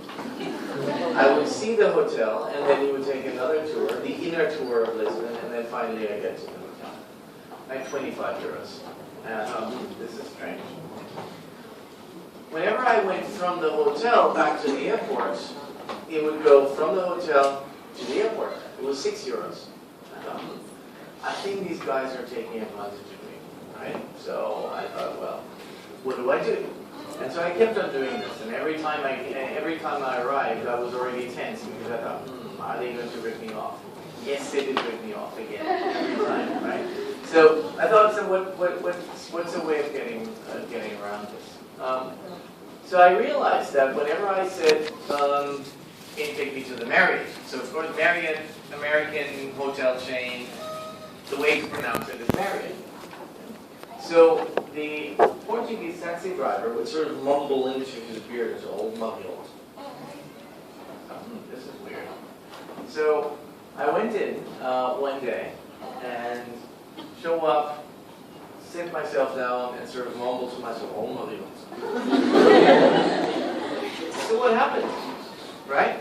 The guy takes me from the airport to the Marriott in one straight line, right? So all of a sudden it's not 25 euros, it's 6 euros, right? How did that happen? Well, basically, I now was selling myself. I was passing myself off, not as someone who's a clueless tourist who can basically be taken for a ride, but as someone who obviously at least has been here before, so he knows what kind of hotel he's looking for. And I would even, again, I don't speak Portuguese, but they obviously felt that maybe I know enough Portuguese to at least pronounce things in a certain way, right? So here again, third-degree price discrimination was rampant at this point. It was very clear at this point that you've got two groups. You've got the idiot tourists and you've got the locals, and I ended up being sort of somewhere in between. Obviously, I was not a local, but at the same time, I knew enough to basically be part of the insider group that eventually made it possible for me to not pay the idiot's price. Okay? So again, third-degree price discrimination here is something that may, in some circumstances, may be overcome by people pretending to be members of the other group. Good. So, but let's first talk about first-degree price discrimination. First-degree price discrimination is also called perfect price discrimination because we have, what is the assumption is that we have perfect knowledge of each buyer's utility function, and therefore we can perfectly extract all the consumer surplus from our consumers. And so how does that work? Well, for each buyer, we have a range or a set of take it or leave it offers from the seller, which the buyer will just accept. So in other words, I could offer a buyer, someone who's interested in coffee. I could offer that buyer either 1 cup of coffee at a certain price, or I could offer the buyer 2 cups of coffee at a certain price, 3 cups of coffee, and so on. And given that I know perfectly well what your demand functions are, I can offer each of you an offer. I can offer each of you a set of cups of coffee that's going to exactly extract your willingness to pay. Right? So I may know that someone really likes to drink a lot of coffee, so I'm going to make an offer of 5 cups of coffee for $15. Okay?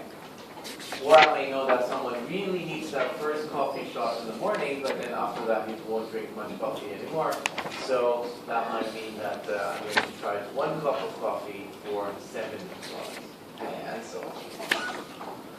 So I'm going to make an offer, or the seller is going to make an offer from all this set of take it or leave it offers, which maximizes the profits. And for some consumers, this might mean that I'm making a big take it or leave it offer. So as I said, 5 cups of coffee, or I may make a small offer, and so on. So let's take as an example the case of a schoolboy who considers buying chocolate. And the schoolboy buying chocolate basically is only interested in 0, 1, or 2 kinds of two bars of chocolate. Okay, it doesn't have enough space, or it's not hungry to get any more than these two bars of chocolate. A monopoly seller will have perfect knowledge of the demand function of this boy. So think of the monopoly seller as a corner shop on the way to school. Right? So he's really been going there for every day for the last 5 years. So the seller, the owner of the corner shop, really knows exactly what the demand function is. And she's going to know that if the price per bar is more than £1, then the boy will not buy anything at all. Okay? So she's tried this quite a few times, and she's tried 150, 110, 130, £1, and whenever the price was above £1, the boy shouldn't buy it. If the price per bar was between 81 pence and £1, then the boy ended up buying 1 bar. Okay, so she did a couple of experiments there, found out that at £1 and below, the boy starts buying, but as long as the price was between 81 pence and £1, the boy would only buy 1 bar. If the bar if any bar cost 80 pence or less, then the boy ended up buying 2 bars. So that means that she tried giving away the bars, but the boy would still only want one additional bar. But anything with 80 pence or less meant that the boy would buy 2 bars. The boy is not capacity or budget constrained, and the monopolist has a marginal cost of 40 pence per bar. So what should we do? So what kind of take it or leave it offer should the monopolist seller make? So she's going to reason as follows. 1 bar of chocolate is worth one pound to the boy, right? So the boy is willing to pay 1 pound for 1 bar of chocolate, not more, right? As soon as we get to 1.01, he's going to stop buying. But even if the price gets lower than 1 pound, he's also still going to buy one bar only if it's above 81 pence. So what that also means is that if the boy already has 1 bar, he's willing to buy a second bar only if the marginal cost is 80 pence or less. The marginal cost here means that if the price would be 80 pence or less, then I would buy a second bar for myself, right? I would buy 2 bars. I would buy 1 bar even at a higher price, but I would buy the second bar only if the additional cost is 80 pence or less. So what's the kind of offer that I'll make? The kind of offer is going to be that I set a price of £1.80 for 2 bars. Okay. So £1.80 for 2 bars would be the offer that maximizes profit, and it's also the offer that completely extracts the consumer surplus from the boy. So let's think about this in a bit more detail. So £1.80 for 2 bars. You might argue that this is exactly the same as if you had 2 bars at 90 pence each. Right? Of course, because 180 by 2, you get 2 bars for it, so 180 by 2 is 90 pence. If I set a price, so is the optimal price 90 pence per bar? Well, if we set a price of 90 pence per bar, how much is he going to buy? He's going to buy 1 bar only. And why is that? Well, the first bar is worth £1 to him. So he's actually going to get a good deal for the first bar. Right? He's willing to pay £1. He only is charged 90 pence. So that means he gets a consumer surplus of 2 pence. For the second bar, his willingness to pay is only 80 pence. And if he's being charged 90 pence, then he actually says, well, you know, this was good. I liked the 90 pence for the first bar, but the second bar is already worth less to me, so I'm not going to go for it. So I will not buy a second bar. On the other hand, if I make a take it or leave it offer to the boy is going to say, well, I'm getting a good deal, so mentally I'm getting a good deal on the first bar because I get an extra willingness, or I get an extra consumer surplus of 10 pence, but I'm basically being overcharged for the second bar. The second bar is only worth 80 pence, but I'm paying 90 pence for it. Right? So in the end, the 10 cent or 10 pence consumer surplus from the first bar are compensated by the 10 pence overpaying in the second bar. And in the end, that's what the difference is between a take it or leave it offer and a per unit price, right? I'm making an offer that says, well, either you get 2 bars or you get no bar. Okay? It's not like I'm saying, well, you get 2 bars, but if you don't like the second bar, I'm going to sell the first bar at half the price to you. Okay? This is why very often, if you have these special deals, you cannot just rip up the packaging and say, well, I'm going to buy 1 bar and it's going to be 1/3 of the price, okay, or one half of the price. So setting a take it or leave it offer, making a take it or leave it offer that extracts all the consumer surplus is a way of achieving first degree price discrimination. Good. Price discrimination. Second degree means that people self-select into certain options. And why do they self-select? Because preferences differ among buyers. You think of, say, preferences for flights. If you are a business traveler, if you travel on business, then you have probably quite different preferences. You have different willingnesses to pay for a flight, right? So it's different in many ways. So first of all, I want to fly at a particular time, right? I want to fly at 8 a.m. in the morning because my meeting starts at 10. Okay? If I'm on holiday, 8 a.m. is too early. I'm happy leaving at 10, at 12, at 1:30, and so on. So I don't mind so much about the time.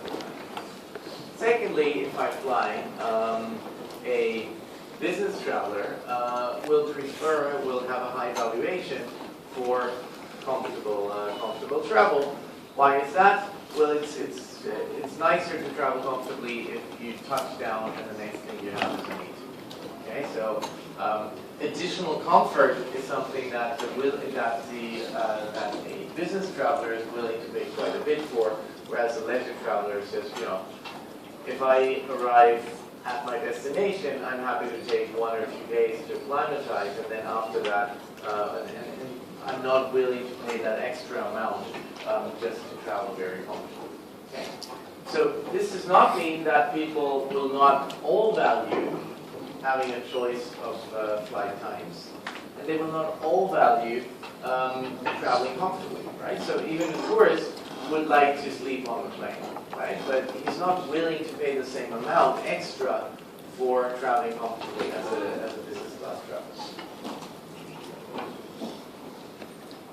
Now, we assume that the seller will know the distribution of the preferences of the buyers. So I know that 50% of my, or 30% of my travelers are business travelers, 70% are leisure travelers. The problem is, I don't know an individual buyer's preference. So I don't know if someone goes and buys a ticket off me, if that person is a business traveler or a leisure traveler. Right? So I can't really use the same tactic as the museums in Moscow. I can't say, well, if you're a local, you pay this. If you're a tourist, you pay that. So I can't really tell what an individual buyer's preferences are. And so therefore what I do is I offer a range of packages for buyers to choose from. So anyone can buy a business class seat or a first class seat or an economy class seat. Okay? Anyone who gets on the website. And people self-select. When you got your mobile phone contracts, you have a choice between a flat rate, so you can make as many phone calls as you like, basically at a certain monthly fee, or you could have a pay-as-you-go phone, which means that you pay extra per minute, you pay a fairly high price per minute, but you don't pay any monthly fees, or some intermediate solution of that. You can choose, as I said, and as I mentioned a few times already, you can choose family packs, so big bottles of Coke. You can choose a 24-pack or a 6-pack of Coke rather than just a single can. So that again means that I have a choice of all the different options, and I self-select into the option that works best for me.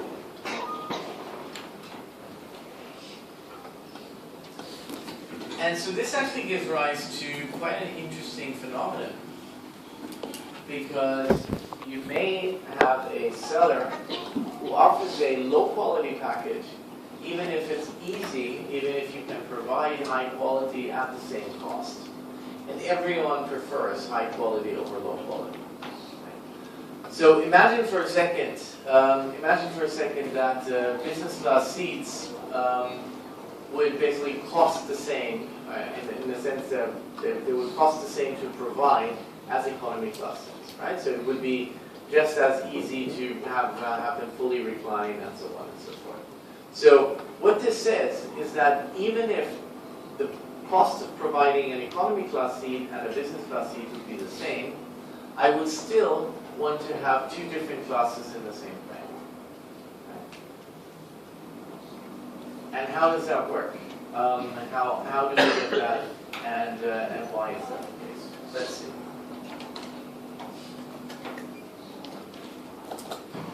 Let's take an example.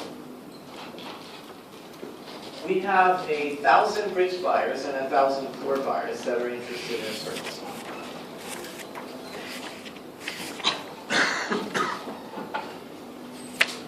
We have a seller who can produce either high or low quality versions, both having production and distribution cost of zero.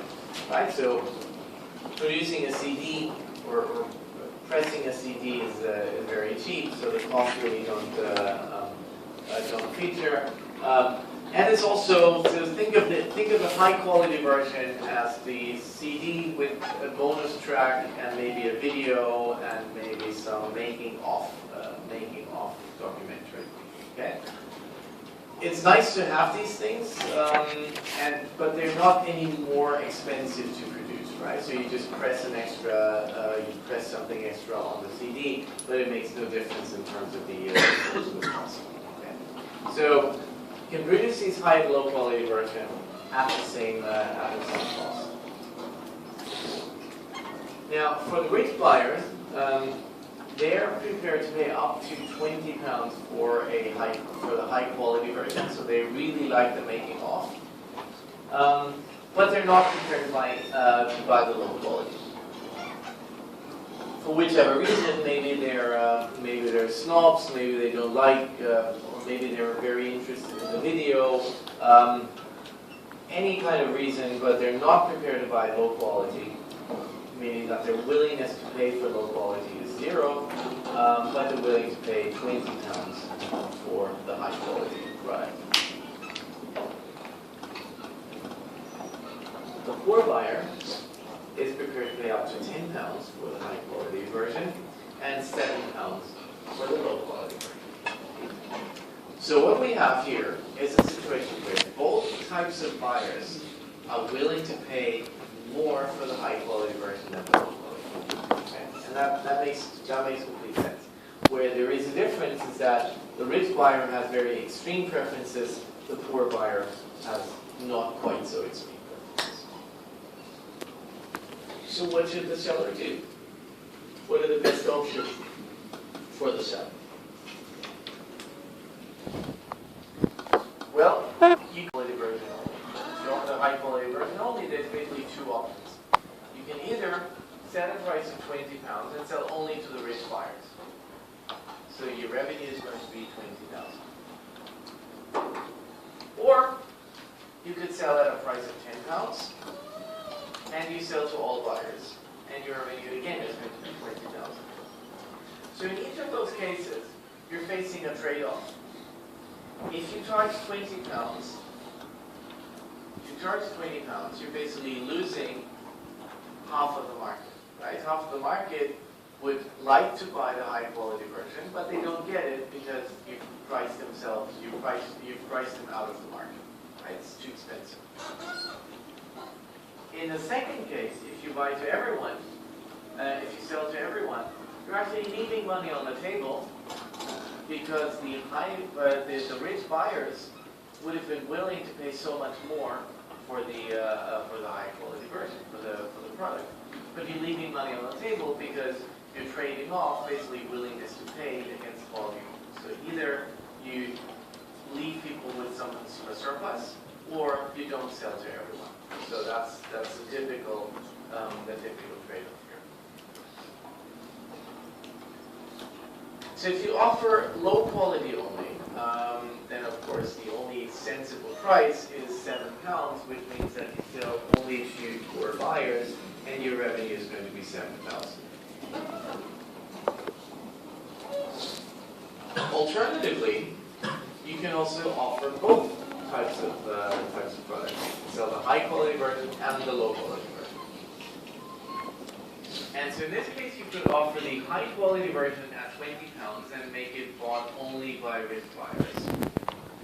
And you can sell the low quality version at £7, bought only by poor buyers. So this means that you get 20,000 from the rich buyers, you get 7,000 from the poor buyers, which means that you get a total revenue of 27,000. And this, of course, maximizes your revenues in this setting. Okay? If you cannot price discriminate, or you can price discriminate by groups, then by self-selection, this is the way to do it. So, what does that mean? Well, we're actually getting reasonably close to first-degree price discrimination. Because if you could engage in first-degree price discrimination, you would charge £20 to rich buyers, you would charge £10 to poor buyers for the high-quality version. That will give you an overall revenue of 30,000, right? 20,000 from the rich, 10,000 from the poor buyers. With two different versions, you're actually getting 27,000. So you're getting fairly close to that outcome. Why? Because you're not trading off here, right? You're not trading off. You're charging the rich buyers their full willingness to pay. So you're extracting all the consumer surplus there. But then you get some extra volume from the people that wouldn't be willing to pay so much for the high quality version. So you get some extra volume by selling them the low quality version. And you can see this, I mean, this may look like a strange example, or it may look like an extreme example, but you see this a lot, right? So, unless you've got a pirated version, which you would never do, of course, your version of Microsoft Windows, right? If you're smart, you've got a student version, and that student version is actually much cheaper than any version that you would buy for the office, right? So I don't even know how much we paid in Munich for a version of Windows, but it was fairly substantial. Student versions are something like 1/3 of the price, I think, from the regular one, even less maybe.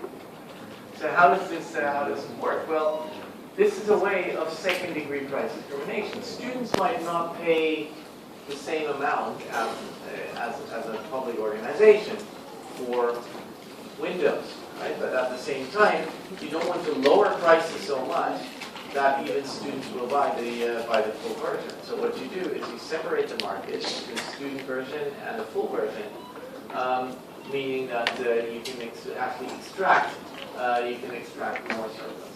Okay, so the market separates here into students and non-students. Okay?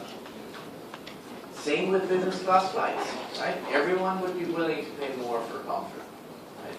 But what's going to happen is that by separating the market, into two products, and the one product is basically consists of additional functions, additional features that are worth a lot to the people with high willingness to pay, you can actually increase profits. So what's different? What's different between a business class seat or business class flight and an economy class flight? Right? You get extra peanuts. Okay, that's not worth like 4 times the amount, right? So, I mean, if you fly from London to Singapore on economy, it might be about £700. If you fly business, it's something like 3,500, right? So there's a lot of peanuts that you have to eat for that kind of money, right? So that's probably not the big difference, right? You know, it's also, you get a lot of service. You get a lot of people kind of coming up and asking you if you want extra, if you want some more drinks and so on. That again, is not necessarily something that you're so keen on, right? So it's not something you would pay £2,800 for. what you're interested in is preferential treatment when you try to check in, so you don't have to line up 3 hours in advance, 2 hours in advance, so you can show up like 35 minutes before the flight leaves and basically get it. So that's one thing that is worth a lot to business travelers. The other thing that's worth a lot is flexibility, right? So rebooking your flight because your meeting overruns, so you're done early with your meeting, is something that's also worth a lot to you. Thirdly, being able to stretch out your seat and then basically sleeping on the plane. That's also worth a lot, right? And each of these three functions, right? Each of these three functions would have been worth something to leisure travelers, right? To low willingness to pay buyers, but they were worth even more to the rich buyers. They were worth even more to business travelers, right? So you basically create two products where one product is worth especially much to high willingness to pay consumers. That's exactly what we have here. This extra functionality is worth something to both types of buyers, but is worth even more to the rich buyers than it is to the poor buyers. And that's how you get closer to first-degree price discrimination by offering second-degree price discrimination. So what is third-degree price discrimination? Here, it's price discrimination by group membership. So you're looking at different groups. You assess them and say, well, I'm going to offer group 1 this price, I'm going to offer group 2 that price. So this is because buyers fall into different groups with different demand characteristics. And these groups are differentiated by several things. Often it's age, it's gender, it's location, something that's easily identifiable. And you offer separate prices or packages to each group. And so here's what I wanted to talk to you about when I mentioned Denmark and Germany in terms of the cars. So in Denmark, if you buy a car, unless it's like a tiny smart type car, Fiat 500 and so on, if you buy a regular car, it's counted as a luxury good. And a luxury good in Denmark comes with a luxury good tax. And that tax is 100%. So that means if you buy a car of 20,000 euros, it's going to cost you 40,000 euros because you have to pay this 100% tax. Okay? In Germany, a car is a car, and so you pay something like 20% sales tax, general sales tax. So that means if you sell a car for 20,000, if you buy a car for 20,000, it's going to cost you 24,000. Now, wage levels are sort of similar in Denmark and in Germany, which means that if you were looking at two different consumer groups, you're looking at the Danes and the Germans, hardly any Dane could afford a car. Right? Simple as that. So, and of course, car manufacturers know this. And so what they do is they charge less for a car when they sell it in Denmark. So a Volkswagen Golf maybe would cost 20,000 in Germany, but it costs only 15,000 in Denmark. And then, of course, once you add the luxury tax on top of that, it's still going to be 30,000. Right? So it's still going to be more expensive than in Germany, but not quite as much.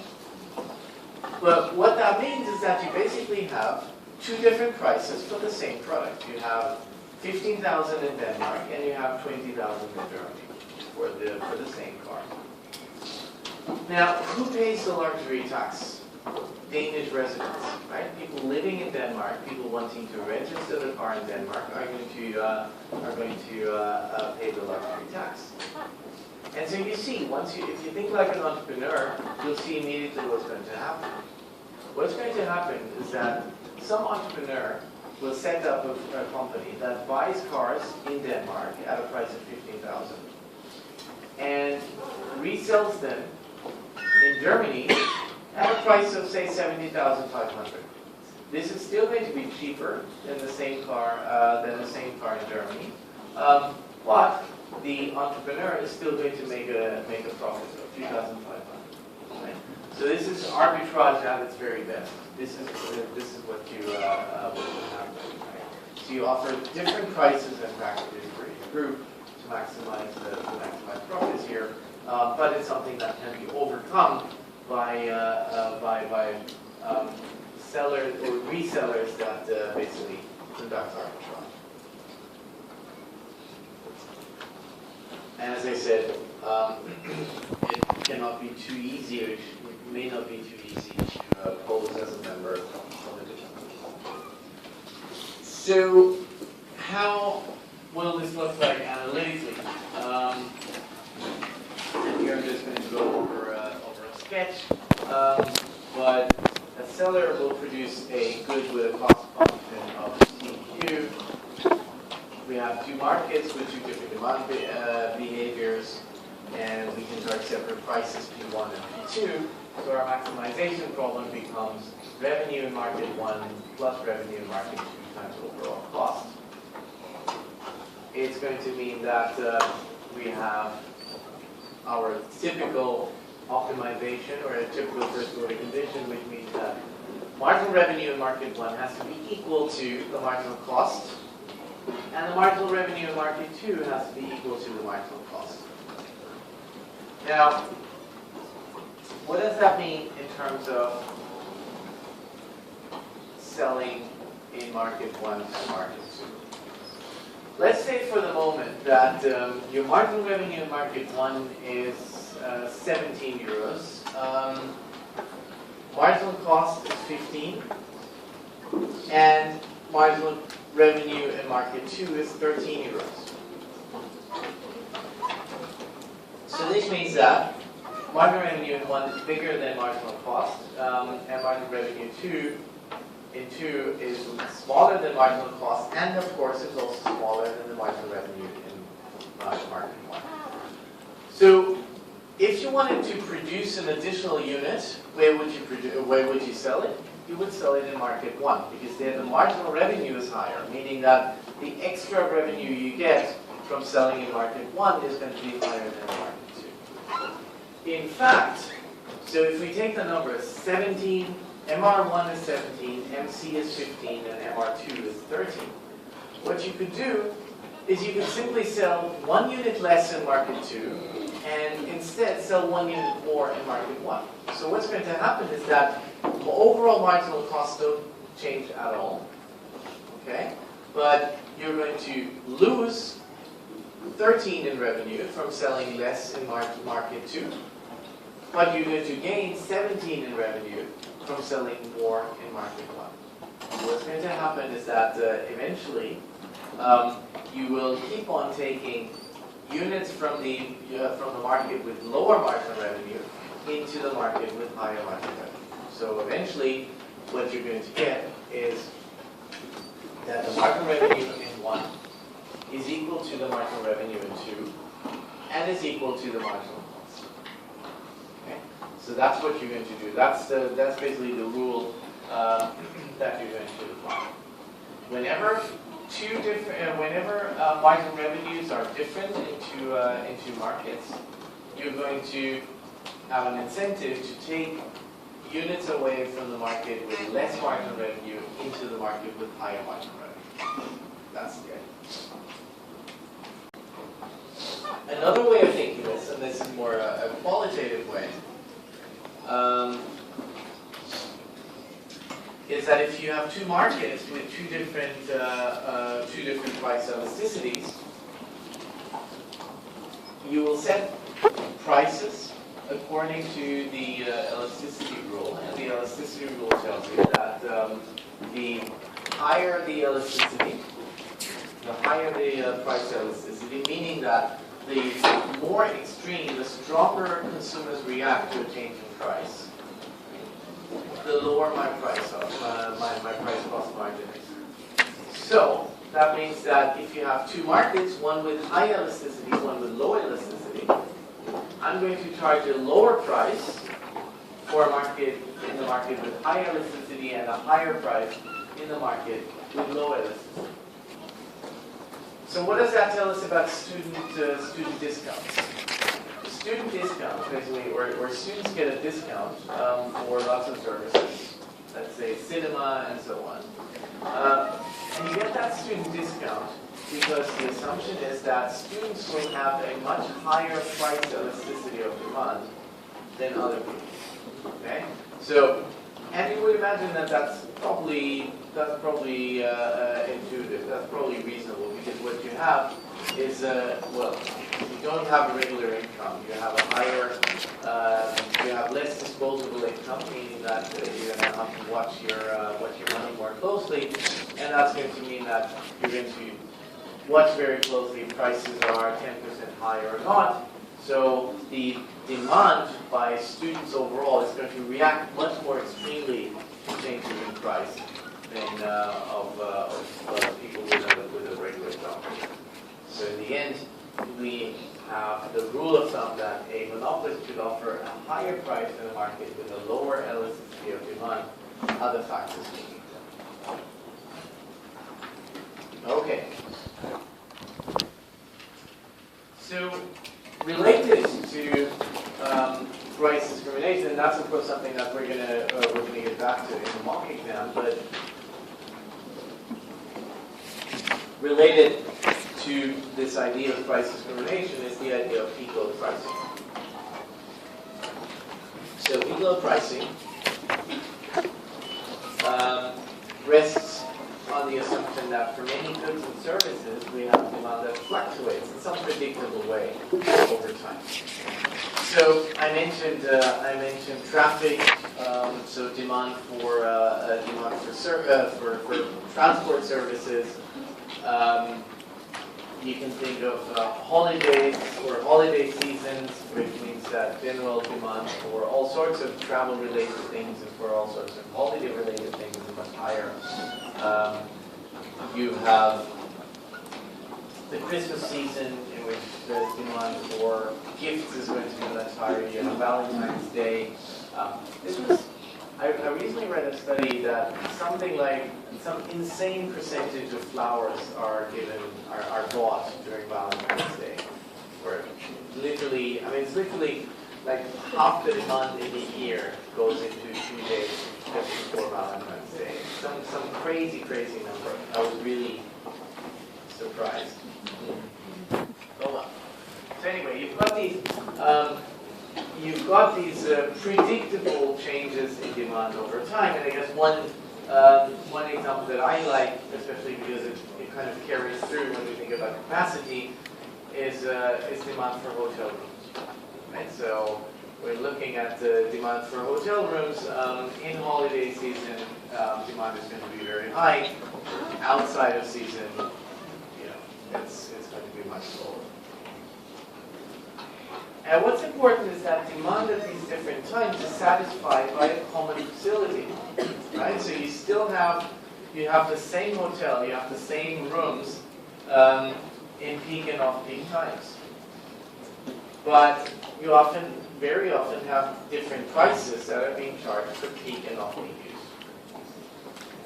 So off-peak holiday prices or off-peak hotel prices are much lower than peak prices. So as someone living in Munich, I'm always amazed. I think prices for hotels during Oktoberfest are about 3 times as high as prices in regular periods, which again is completely insane. But again, I would imagine that they probably make a significant amount of revenue in those couple of weeks when Oktoberfest. So prices are significantly different depending on whether we're in peak periods or in non-peak periods.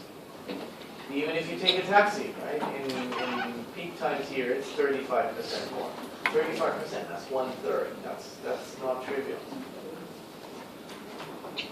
There are plenty of examples. As I said, I like the hotel example. Restaurants, you have the same restaurant, but you have very different prices depending on whether it's lunch or dinner. You have different prices or deals on the weekend, then during the week, and so on.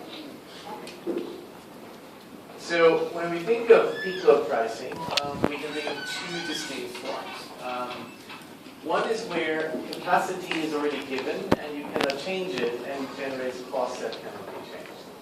So I would like to think of say, the Raffles Hotel as being one where the capacity is pretty much fixed, right? This is an old building. You can't just build an extra floor on top. It's not going to look very good. So Raffles, I would imagine, has a pretty fixed capacity, and that capacity has been fixed a long time ago. It's not that it's been adjusted. It's been adjusted recently and easily. A different situation is where, the second scenario is where you have capacity being provided in a strategic decision, which means that I'm going to build a hotel. So I'm building a hotel. I'm deciding if I wanted to build a hotel with 10 stories, 11 stories, or 12 stories. Now, I'm going to make that decision based on my expectations about demand. And of course, if I build an extra floor on top of my hotel, it's going to mean that I will incur extra costs. And we'll look at the second situation here. So we won't look at Raffles, but rather at a modern hotel where extra capacity can be built with demand in peak and off-peak times in mind. So how does the problem look like? Well, the supplier will choose a capacity, which is then going to be common in both periods. So that means that in both periods, the hotel will have the same capacity. And he also chooses, the monopolist also chooses price quantity pairs for each period, meaning that he's going to pick a price or pick a quantity for each of those periods. So our profit maximization problem then becomes revenues in peak periods plus revenues in off-peak periods minus costs in peak and minus costs in off-peak periods, and then C times K, where C is the cost of capacity and K is the overall capacity that we build. And of course, QPs, or quantity in peak and off-peak times, has to be less or equal to K. And in fact, what we can say is that the supplier will not provide a capacity which is not used. Well, if demand is deterministic, I have no incentive to build over capacity, right? So I wouldn't want to build a 13th floor on my hotel if I don't think that I'm going to be using it, right? So I'm going to build a capacity. I'm going to build capacity such that I'm going to hit my capacity constraint at some point, at some predictable point, right? So capacity, therefore, is going to be equal to demand in the peak period.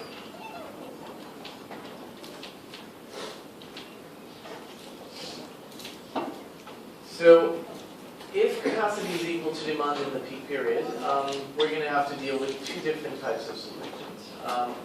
One is where it's really only the peak period that determines capacity, meaning that you only run up to capacity in the peak period, and you don't run up to capacity in the off-peak periods. So that means that basically the floor number 12 has only been built for the peak period, okay, in your hotel. Case B is where capacity is fully used in both periods. Right? So this does not mean, remember, this does not mean that they're selling at the same price, but it means that they will optimally set a price in the off-peak periods. They will optimally set a price that will also make them run up to capacity. So if we look at the first case, where we're only using capacity fully in the peak period, that's going to mean that off-peak quantity is going to be lower than the peak quantity. And our maximization problem is again revenue peak and off-peak minus cost of peak and off-peak minus the capacity cost times QP, and QP is peak period quantity. So we take the first order condition here. If we take the first order condition here, we'll find that MR in peak periods must be equal to MC in peak periods plus the capacity cost. So it's that C, that small c.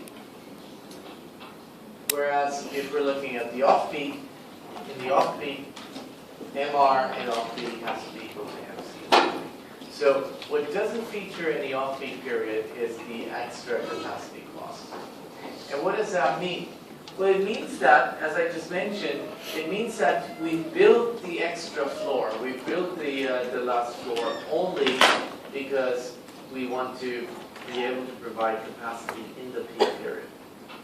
Okay? We only build that capacity for the peak period.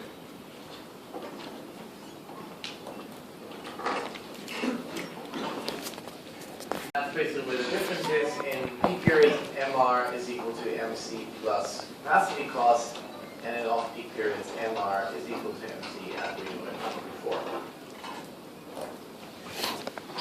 Alternatively, if peak and off-peak quantities are the same, what we can do is we can simply write QO, off-peak quantity, equal to peak quantity, equal to some generic Q, right? So Q is going to be the same in peak and off-peak. So our maximization problem then becomes revenue in peak periods plus revenue in off-peak periods minus cost of Q minus another time cost of Q minus C times QV capacity cost. So that's going to give us a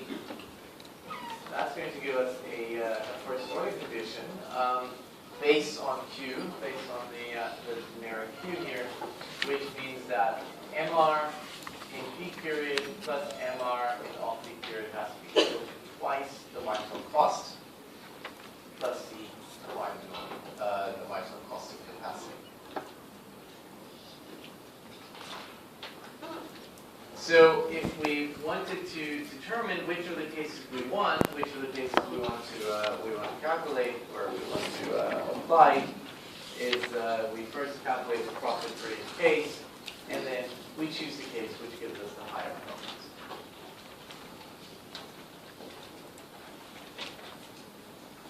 Okay, so I would suggest that we take a break now. Bundling is something that happens very frequently, and in one way or another, bundling is just a special form, was another form of price discrimination, because you're again getting people to pay closer to their willingness to pay than if you were closer, or you're getting people to give away more of their consumer surplus than if you just have them pay a single price for a single product. And bundling describes situations where you have a seller who sells a package containing different products as one bundle. And I've mentioned a couple of them before we started this morning, but one, I think, very good example is the value meal at McDonald's, where effectively you're buying a soft drink, you're buying a burger, and you're buying fries at a reduced price, right? And by reduced, I mean it costs less to buy a value meal than to buy each individual product separately. And this is quite interesting, actually. If you think about it, what's the reason for getting people to, or what's the reason for selling 3 different products in one bundle, and then actually rewarding people that they buy 3 things in one bundle? So we'll go through reasons for that, and hopefully by the end I will have convinced you why this is good practice. Why would you want to do this? So why bundle? What's the point of bundling? Well, of a number of reasons. One is simply cost related. You may have cost savings because it's cheaper to offer several goods as one bundle rather than offering them separately. As an example here, we think of a single radio for different wavelengths, which is going to be much, much cheaper to produce than see 3 separate radios for long wave, middle wave, and FM. So here, again, bringing all of this in one device is much cheaper to produce than having separate ones. So that also means that if it's cheaper to produce, you can also offer it at a cheaper price. Really, so that might be one reason for bundling. But that's probably not the value meal example, right? So the value meal example is not cheaper to produce fries, Coke, and burgers in one. So that probably won't do it. Another factor of bundling, another reason for bundling, might be that the consumer's demand for good B is contingent on also acquiring good A. So with video game consoles, a video game console only has any value if you have games to play on it. So what firms often do is they just throw in a number of games, so people can actually derive more value from the console itself. As an extreme example, your left shoe only really has value if you also have a right shoe, right? So selling those two separately makes no sense whatsoever, right? Because the demand for left and right shoes is perfectly aligned, right? So you're not going to buy one without the other, so you might as well bundle them together. But that's also not the reason. That's also not the reason for the value meal, I guess, because you might argue that a burger tastes nicer if you have a soft drink to go with it, but I think that the relationship there is probably not massive, so it's probably not huge. So that's probably not the reason either. So if we abstract from these two, so if we abstract from the cost side, and if we abstract from the complementarity side, there may still be a reason for bundling. So when neither of those factors are present, you may still have a situation where you want to bundle different plans. And so just to give you a bit of terminology, pure component pricing here means that there is no bundling. Okay, so that means that you do not bundle different products, so everything is sold separately.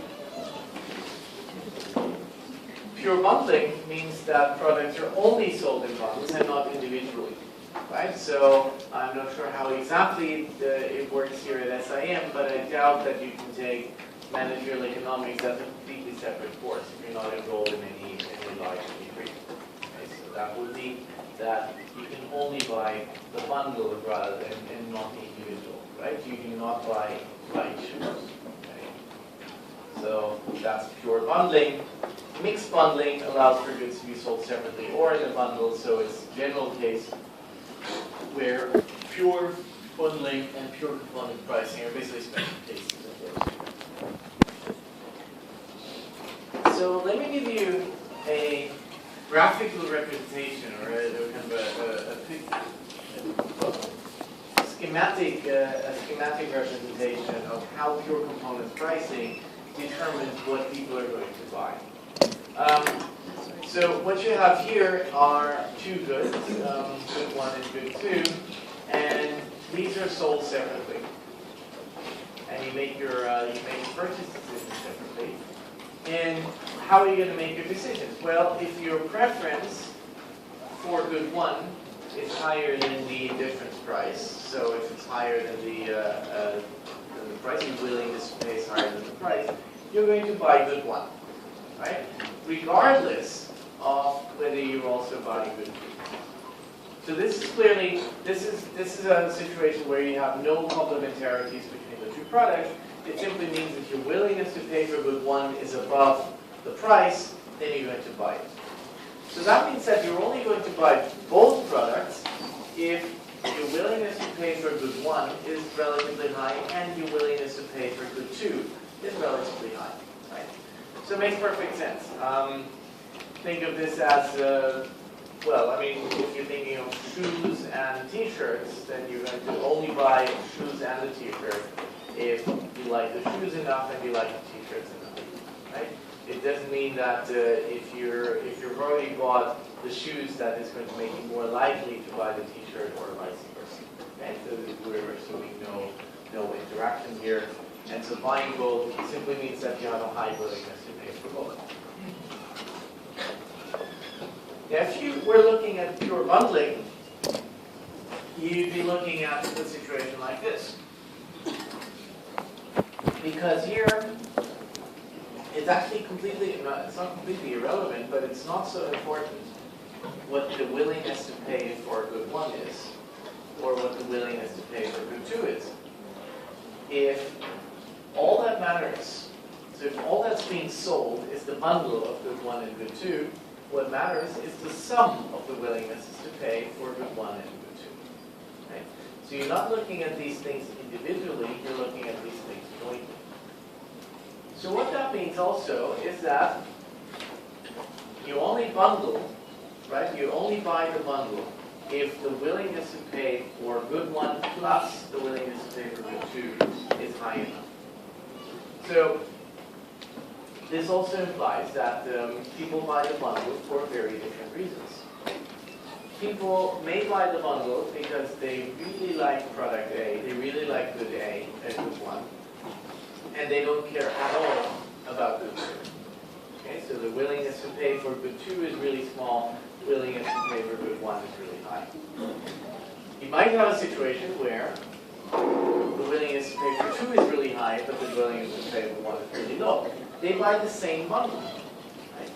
And then you might have situations where people have a fairly high, but not massively high, willingness to pay for both of the products. And they would still buy the bundle.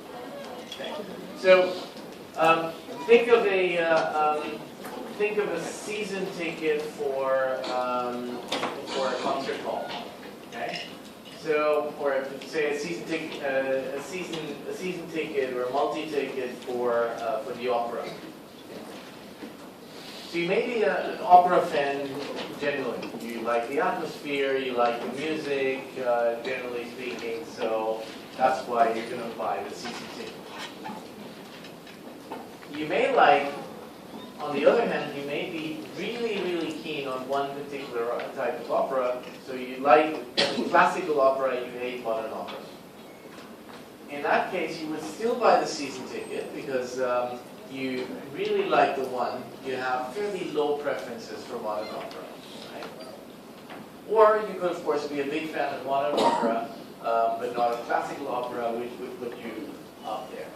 Okay? But in all cases, in all three cases, you will buy the bundle, you will buy the season ticket, because your joint preferences of modern opera and classical opera is going to be high enough. Right? So when I think of for example, if I think of a season ticket for football, so you're wearing a Chelsea jacket, of course. So if you're thinking of a season ticket for football, if you speak to people, they say, well, I have a season ticket, but I really don't care about Chelsea playing Coventry on a Wednesday night in November, right? We're not Coventry are not Premier League anymore. Hull, okay? Hull City Tigers. Okay? The Hull City Tigers are also the Dull City Tigers, so they're not a particularly exciting team, but at the same time, they're in the Premier League, and so Chelsea has to play them. And so at some point in November, when it's cold and when it's dark, and it's really not very interesting, you're going to see those, you're going to get this game, right? On the other hand, everyone's willing to pay a lot for Chelsea playing Arsenal, let's say, okay?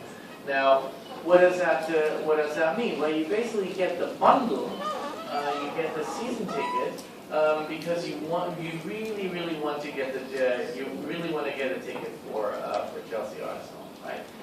You could well do without Hull, right? But as a bundle, you're still willing to pay a certain amount per game, because in the end, that's the bundle that's being offered. And of course, Chelsea Arsenal, Chelsea could probably easily charge £150 per ticket, and they would still sell out the stadium, right? So your willingness to pay for a game like this is going to be much higher than what you pay on average for a game when you have a season ticket. On the other hand, your willingness to pay to see Hull is going to be much lower than what you would pay on average for the season ticket. So in the end, and this is something that we saw previously when we talked about the boy having a preference for the first chocolate bar of £1 and a willingness to pay for the second bar of 80 pence.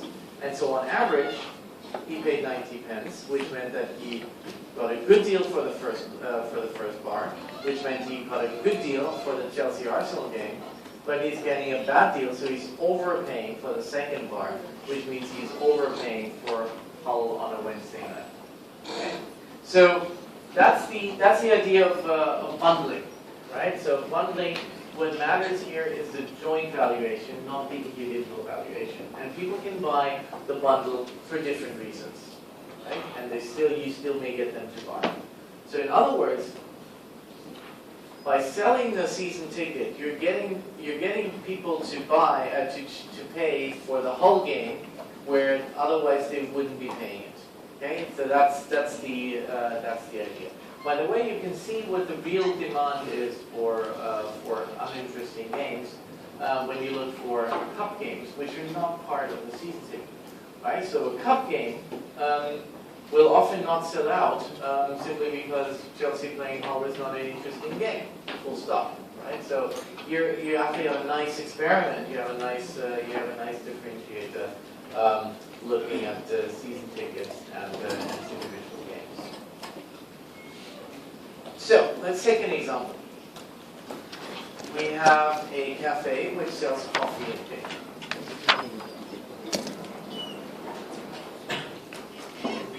The marginal cost of providing coffee and cake is 0 and overhead is 0. So basically, we already have the coffee there, we already have the cake there, so the marginal cost of doing that is going to be 0. And long last, I was feeling lonely.